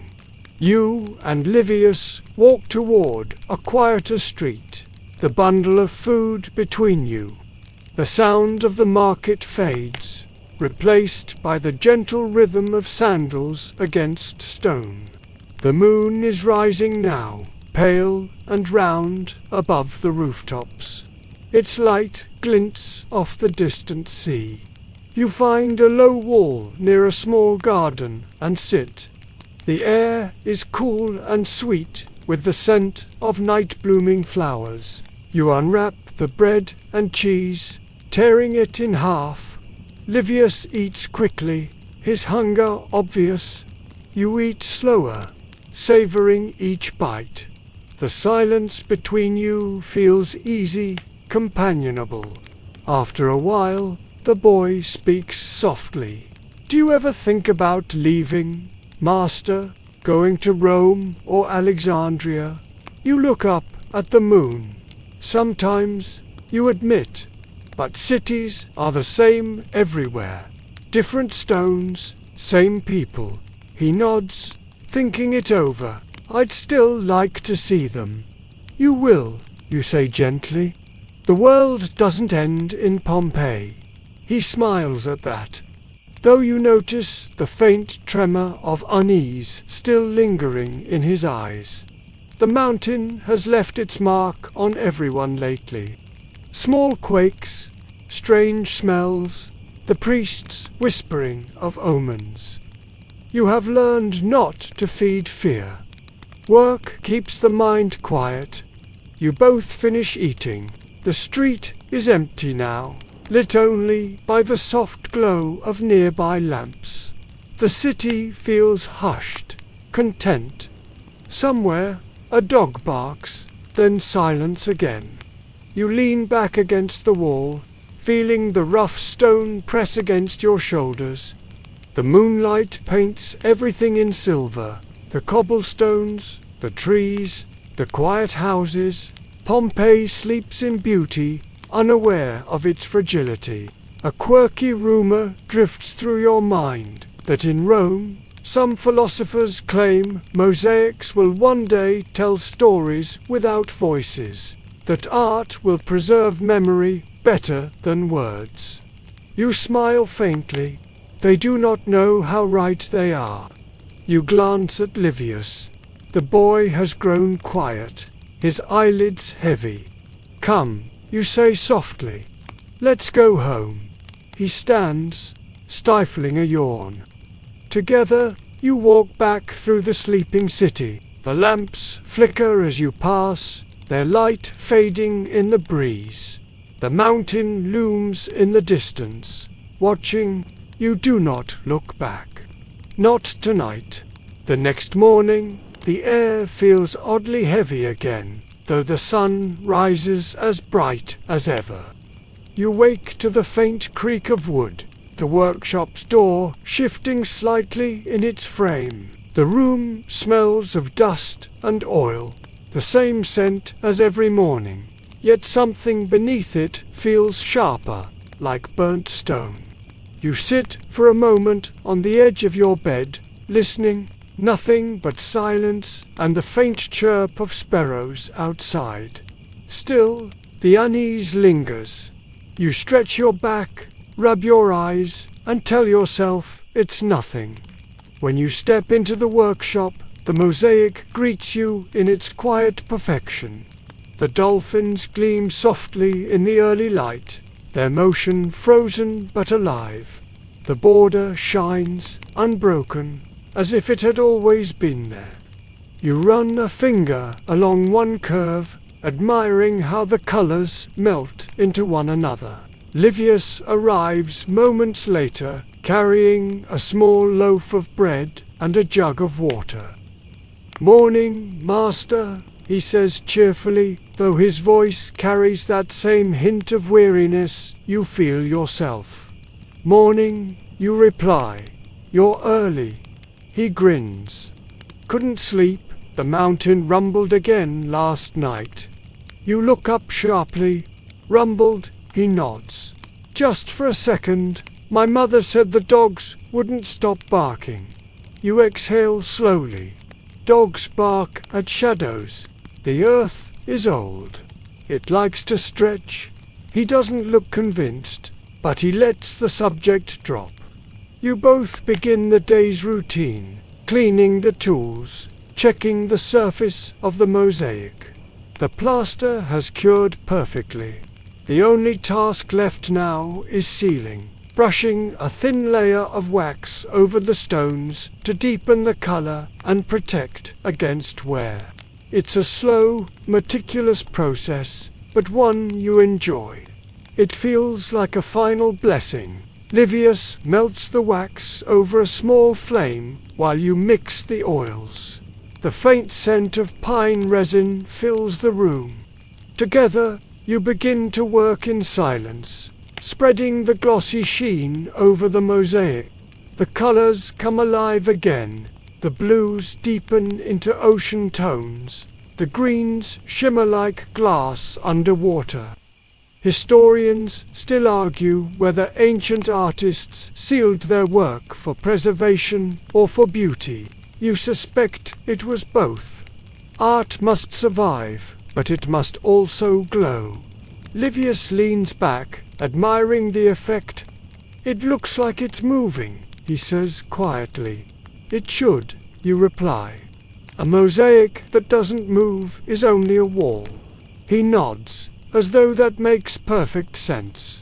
The day passes in gentle rhythm. Outside, the city hums, as always, vendors shouting, carts rolling, the steady chorus of everyday life. Through the open window, you can hear fragments of conversation drifting by. Talk of grain shipments, a new play at the amphitheater, a wedding planned near the harbor. Pompeii feels eternal in its repetition, as if the world beyond its walls does not exist. But then, a faint tremor ripples beneath your feet. The brushes tremble on the table. The oil in the bowl quivers like disturbed water. You and Livius freeze. This one lasts longer than the others, not violent, just persistent. The sound of clay jars rattling on shelves fills the room. A small puff of dust falls from the ceiling. Then, as suddenly as it began, it stops. You exhale slowly. Livius looks pale. "Master," he says, voice unsteady, "that wasn't nothing." You rub your palms together, forcing calm. "It was a small one," you say. "They happen every few months. The gods just rearranging their furniture." He doesn't smile this time. You set down your brush and step outside. The street is full of people standing in their doorways, murmuring to one another. A cart has stopped midway down the road, the donkey stamping nervously. The air feels tense, charged. You look up toward the mountain. Vesuvius looms dark and massive, its peak smudged by a faint, rising plume. Thicker than before, but still far away. Still harmless. You tell yourself that twice before turning back inside. The rest of the day passes slower. Even the city seems cautious now. Fewer voices, shorter laughter. The baker keeps glancing up from his oven. The baker keeps glancing up from his oven. The fountain water ripples without wind.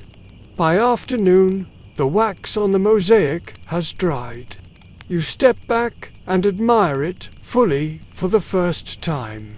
The light from the window falls across the dolphins, making them gleam like liquid gold. It is complete, perfect, even. You feel both relief and melancholy. Finishing always feels a little like loss. Livius crouches beside you, smiling. "Will the patron come today?" "He will," you say, "and he'll pay too little for what it's worth."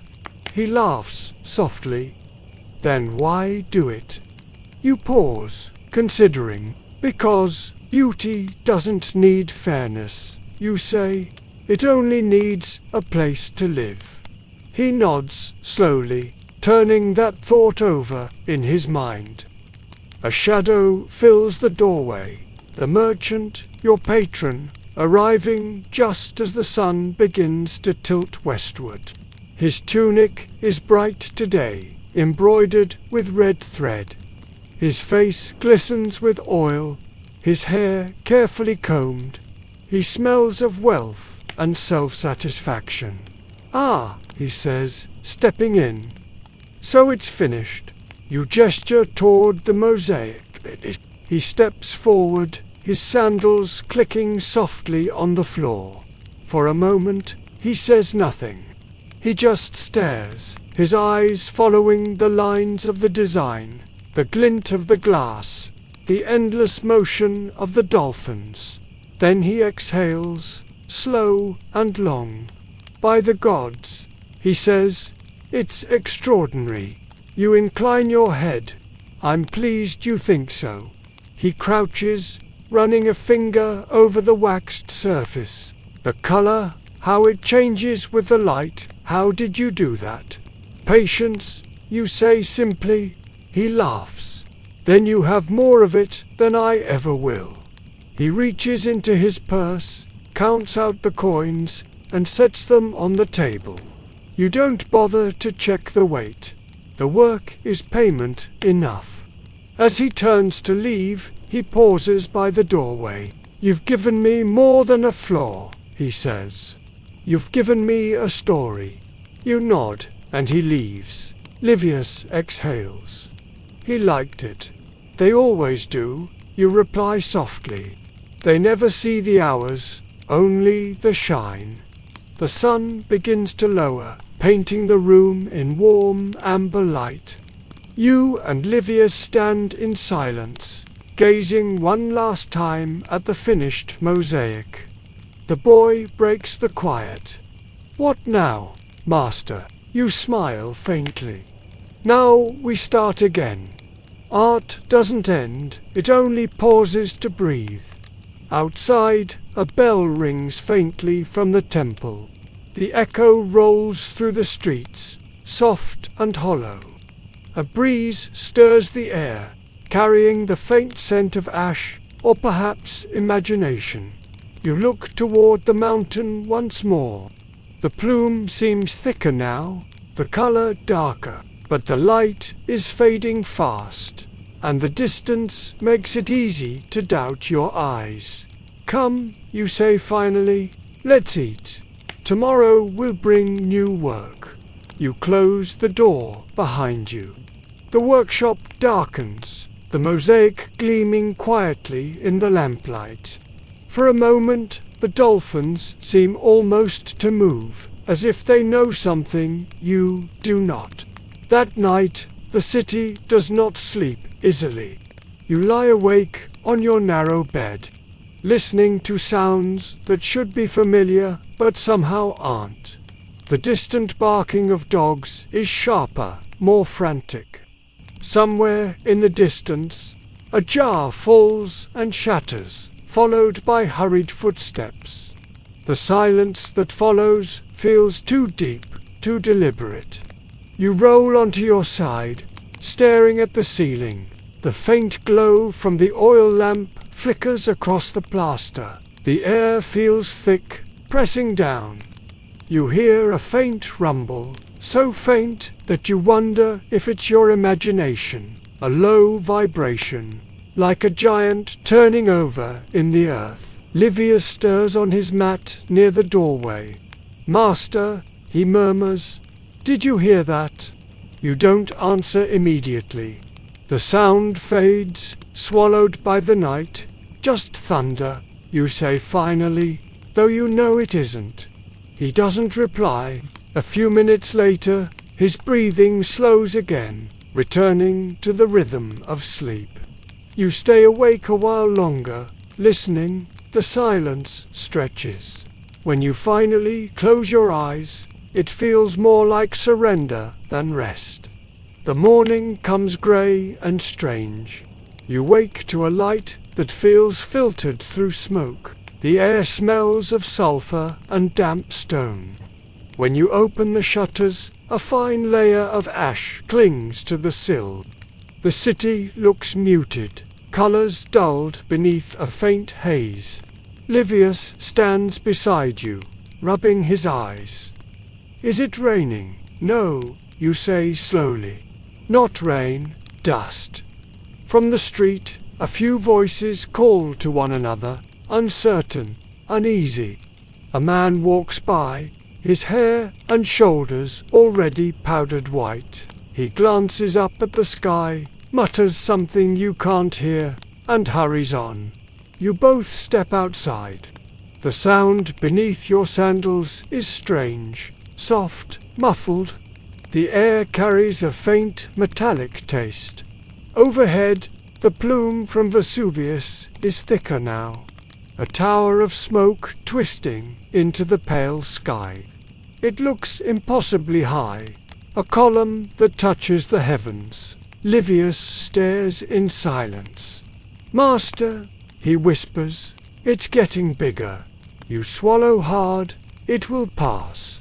It always does. You want to believe your own words. You've seen smoke before, tremors before, warnings before, but never this much. The air hums with a tension you can't explain. You return to the workshop, hoping work will quiet your mind. You light the lamps, though the daylight still filters dimly through the haze. The mosaic gleams beneath its coat of wax, colors more vivid against the dull grey light. It feels almost alive in the gloom, as though mocking the world outside. Historians still argue whether the people of Pompeii noticed the signs. You imagine they did, just as you do now, but chose to look away. Routine is comfort. Belief is stronger than fear. Livius tries to busy himself, cleaning brushes and organizing jars, but his eyes keep darting toward the door. The sound of distant shouting drifts through the air, faint, scattered, but growing. The ground shivers. Not a tremor this time, but a deep, rolling motion that rattles the tools on the table. A jar tips over and shatters. You and Livius both freeze. Then silence. The boy looks at you, pale-faced. "Master." You force a smile. It's just the earth stretching again. "Go fetch water from the fountain." He hesitates, alone. Quickly, you say, gentler this time. "We'll need it if the dust thickens." He nods reluctantly and runs out. The workshop feels emptier without his presence. The quiet pressing heavier. You stand by the window, watching the sky. The plume is darker now, spreading like a giant tree, thick at the base, branching out at the top. Ash drifts through the air like strange snow. You remember something an old sailor once told you, that the mountain sleeps with one eye open, dreaming of fire. You had laughed then. Now, the memory feels like a warning, whispered too late. Livius returns, breathing hard, his tunic streaked with white. The fountain's dry, he gasps, and people are running toward the forum, running. He nods. Some say the sea's pulling away. Others say the gods are angry. You step outside. The air has grown darker, the light tinted red and brown. The ground trembles again, stronger this time. Tiles clatter from a nearby roof. A woman screams. You grab Livius by the arm. Back inside, he obeys instantly. You shut the door, but the sound outside seeps through. Shouts, footsteps, the low roar of something vast moving beneath the earth. Dust begins to fall from the ceiling in small puffs. You can taste grit on your tongue. The lamp flames flicker wildly. Master Livius whispers, "Should we go?" You look around the workshop, the tools, the jars, the mosaic glowing faintly under a thin layer of ash already gathering on its surface. Leaving means abandoning everything. Staying means nothing at all. You kneel beside the mosaic, brushing away the dust. Not yet, you murmur. Not yet. Livius stares, wide-eyed. It's just a flaw, he says, voice trembling. You smile faintly. It's a story, you reply, and stories don't run. The ground heaves suddenly, violently. A loud crack echoes through the room as a beam shifts overhead. The oil lamp topples, spilling flame that sputters and dies in the dust. Livius screams. You grab him by the shoulder. Out, you say. Now, you push open the door. The street is chaos. People running, carrying children, clutching whatever they can. The sky is dark now, almost night.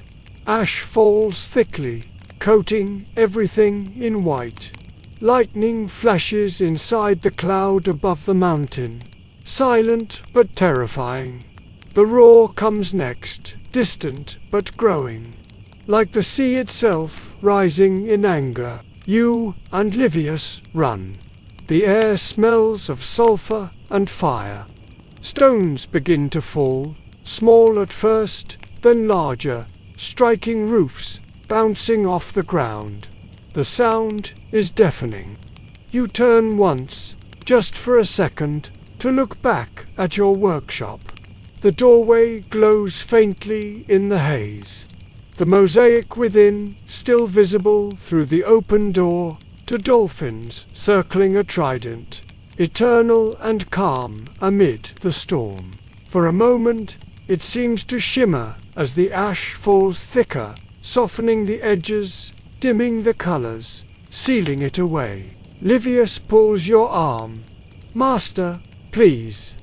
You turn back toward the street, the roar growing louder, the air growing darker. The last thing you see before the dust closes around you is the mountain, vast, alive, terrible, tearing open the sky. When the darkness comes, it is not sudden. It seeps slowly, thick as smoke, swallowing color and sound. The streets blur into shapes, and every breath burns faintly with grit. You and Livius stumble forward, coughing, eyes watering, hands outstretched to find the next step. The air is alive with noise, crashing timber, shouting, the rumble of stone splitting under pressure. You cannot tell where you are anymore. The familiar turns strange when covered in ash. A wall that once glowed with painted frescoes now looks like the side of a tomb. The fountain near the forum has stopped flowing entirely, the basin filled with grey sludge. Livius clings to your arm. "Which way, master?" he cries. His voice is raw from the dust. You point vaguely toward the harbor, though you can barely see it. The sea, you manage to say. "Follow the sound." He nods, his face ghostly in the pale gloom. You pass people moving like shadows, mothers clutching children, old men leaning on sticks, soldiers shouting orders that no one follows. The city is dissolving around you, turning to dust even as you move through it. Roof tiles fall like hail. Somewhere behind you, a house collapses with a thunderous crack. You glance upward. The sky is gone, replaced by a churning cloud the color of rust and smoke. Flashes of light move within it, lightning that glows but makes no sound. The mountain is invisible now, its voice the only thing left of it. Historians still argue what the people of Pompeii thought in these final hours. Some say they prayed. Some say they tried to flee.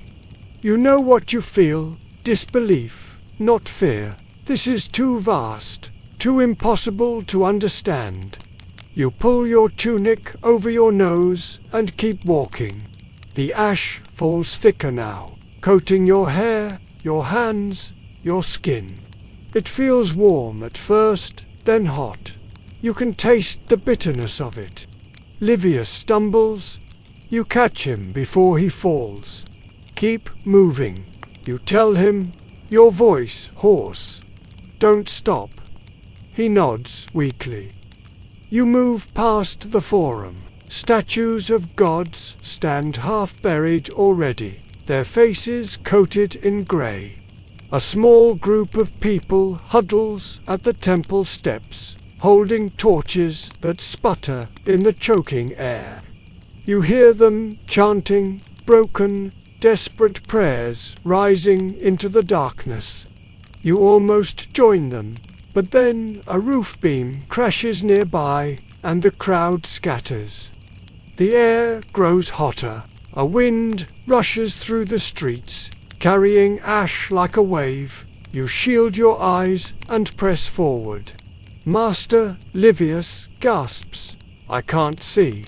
You grip his hand tighter, then feel the ground will guide us. You move by instinct now, memory replacing sight. You know these streets, their turns, their slopes. You count steps between corners, trusting your body to remember what the eyes can't. Then comes another sound, not the rumble of earth this time, but something deeper, heavier, a distant roar that grows until the ground itself vibrates. You turn and see it, a wall of darkness moving through the streets like a living thing. Not water, not smoke, something thicker, flowing like mud, but glowing faintly within. Livius freezes. What is that? You don't answer. There are no words. You grab his arm and pull him into a side alley. The walls close around you, muffling the noise. The heat pulses against your skin. You can barely breathe. There's a small archway ahead, half collapsed, leading into the courtyard of an old villa. You push Livius through first, then follow. The air inside is slightly cooler, the ash settling slower here. The courtyard is filled with the soft hiss of falling dust. Statues lie toppled, their faces blank under a white shroud. A mosaic covers part of the wall, a hunting scene, faded but still visible beneath the ash.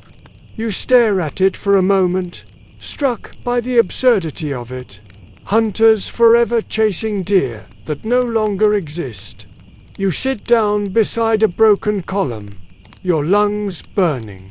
Livius coughs beside you, his hands shaking. Master, he says, barely audible, will it stop? You look up at the sky. The cloud is lower now, pressing close, flickering with lightning. Everything stops. You say, quietly, even this. He leans against you, exhausted. You place an arm around his shoulders. The heat radiates through the air in waves. Every breath feels heavier than the last. Somewhere in the distance, the sound of the sea returns, a deep, rushing roar. It grows louder, closer. You realize, too late, that the sea is not returning. It is being pushed. You grab Livius's hand again. Up, you say. We have to climb. He blinks, dazed. Where? You point toward a staircase half buried in ash. It leads to the roof of the villa. There, you struggle upward together, slipping on the shifting ground. The ash is ankle-deep now, sliding beneath your feet. By the time you reach the top, the city is barely visible, just outlines of buildings rising from a sea of grey. You turn toward the mountain. For a moment, the cloud parts, and you see it, the top torn open, fire pouring out. Rivers of glowing stone carving through the slopes. It is terrible and beautiful, a god revealed. Livia stares, frozen. It's burning, he whispers. Yes, you say softly. The world is remaking itself. Ash begins to fall heavier again, thicker than before. It coats everything, blurring the edges of the world.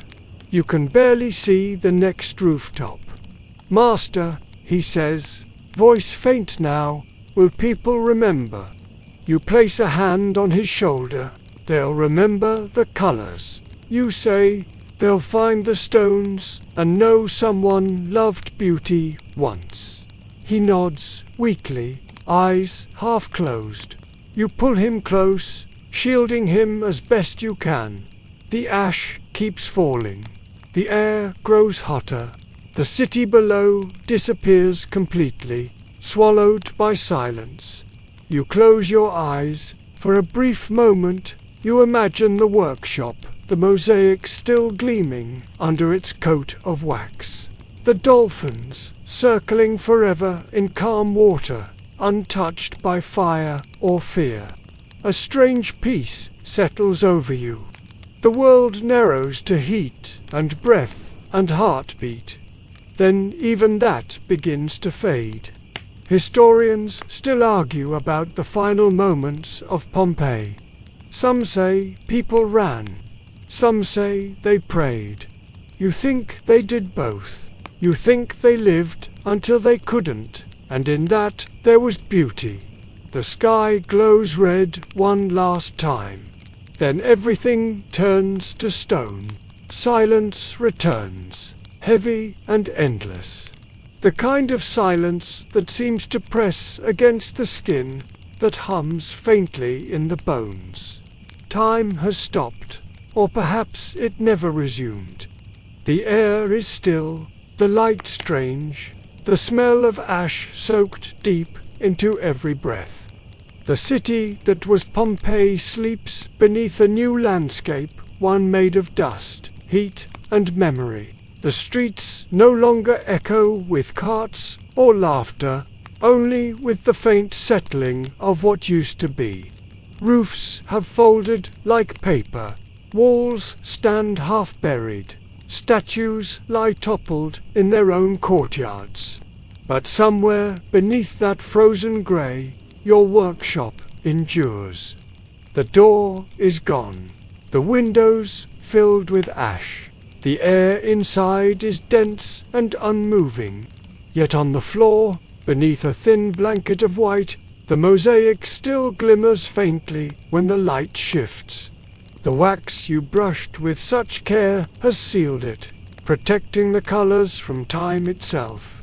The dolphins still circle their trident, their forms as graceful as the day you finished them. The colors are muted now, blue turned to slate, green dimmed to shadow, but the pattern remains whole, unbroken. They swim still, eternal and patient, in a sea of silence. No footsteps disturb the floor. No voice calls across the alley.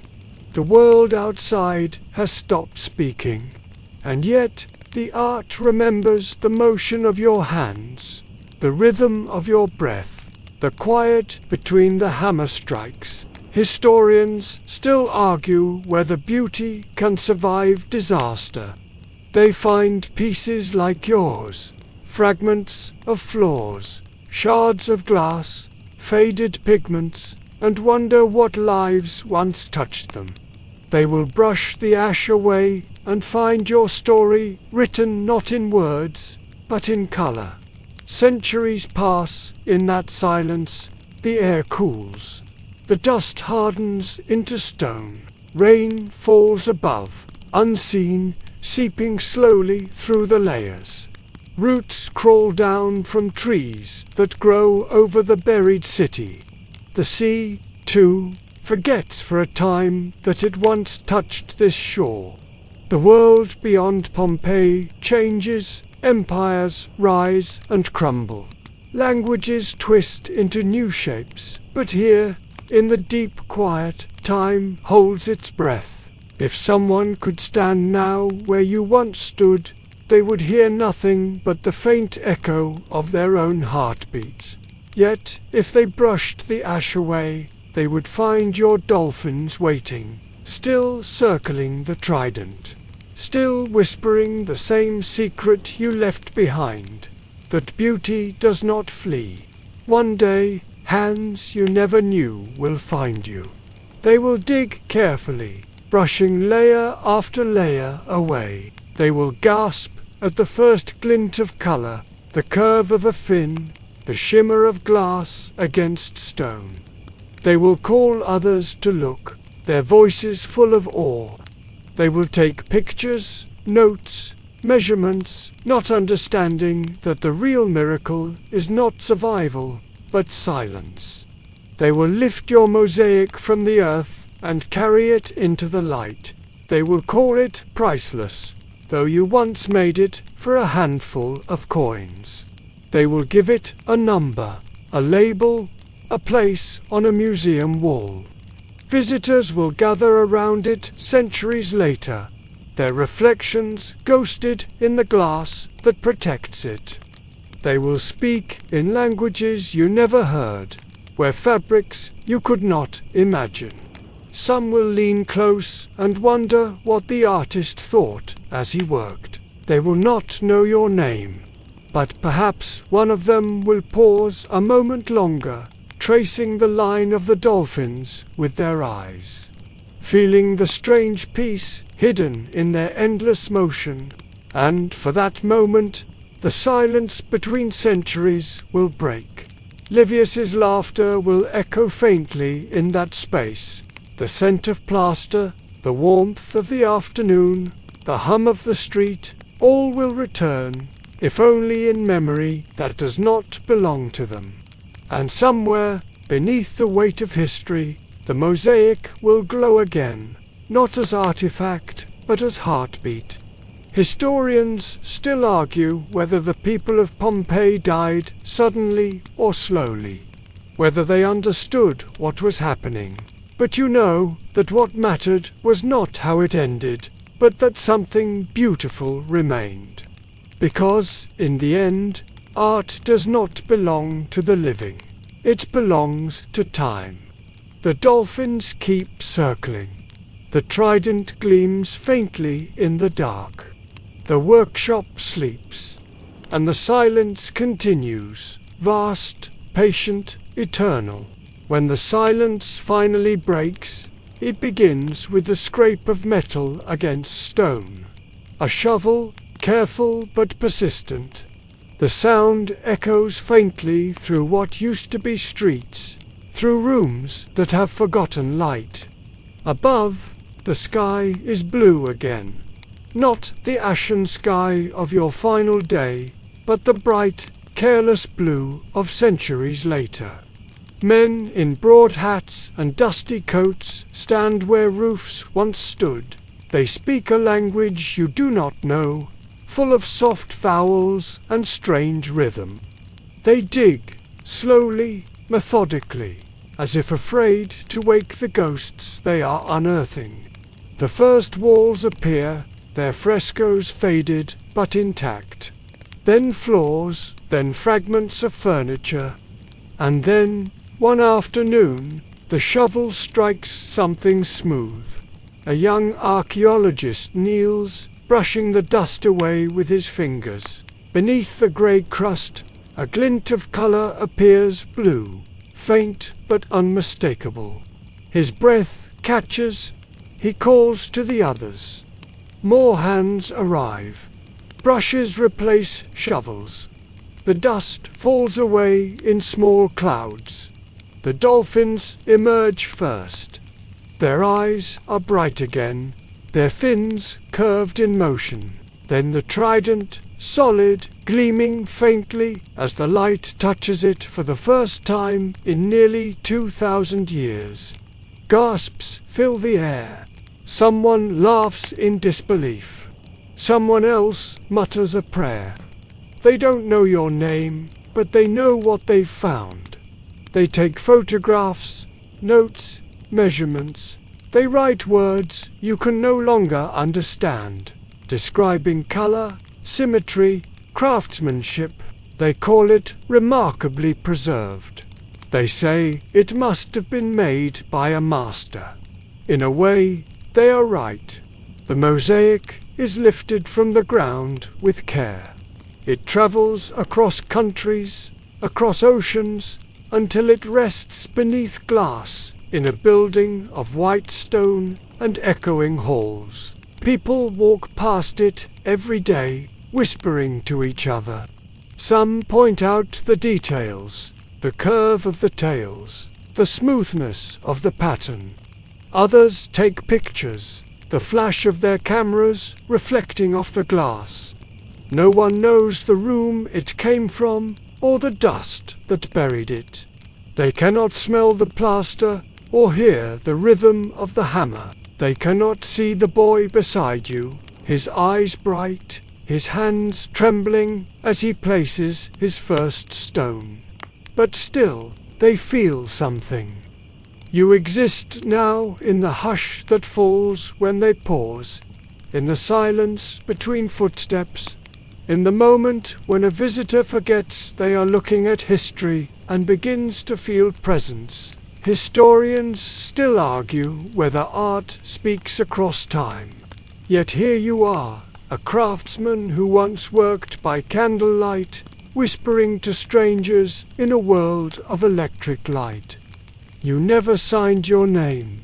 You never claimed your legacy. You simply made something beautiful and left it to live longer than you could. And that, perhaps, is immortality.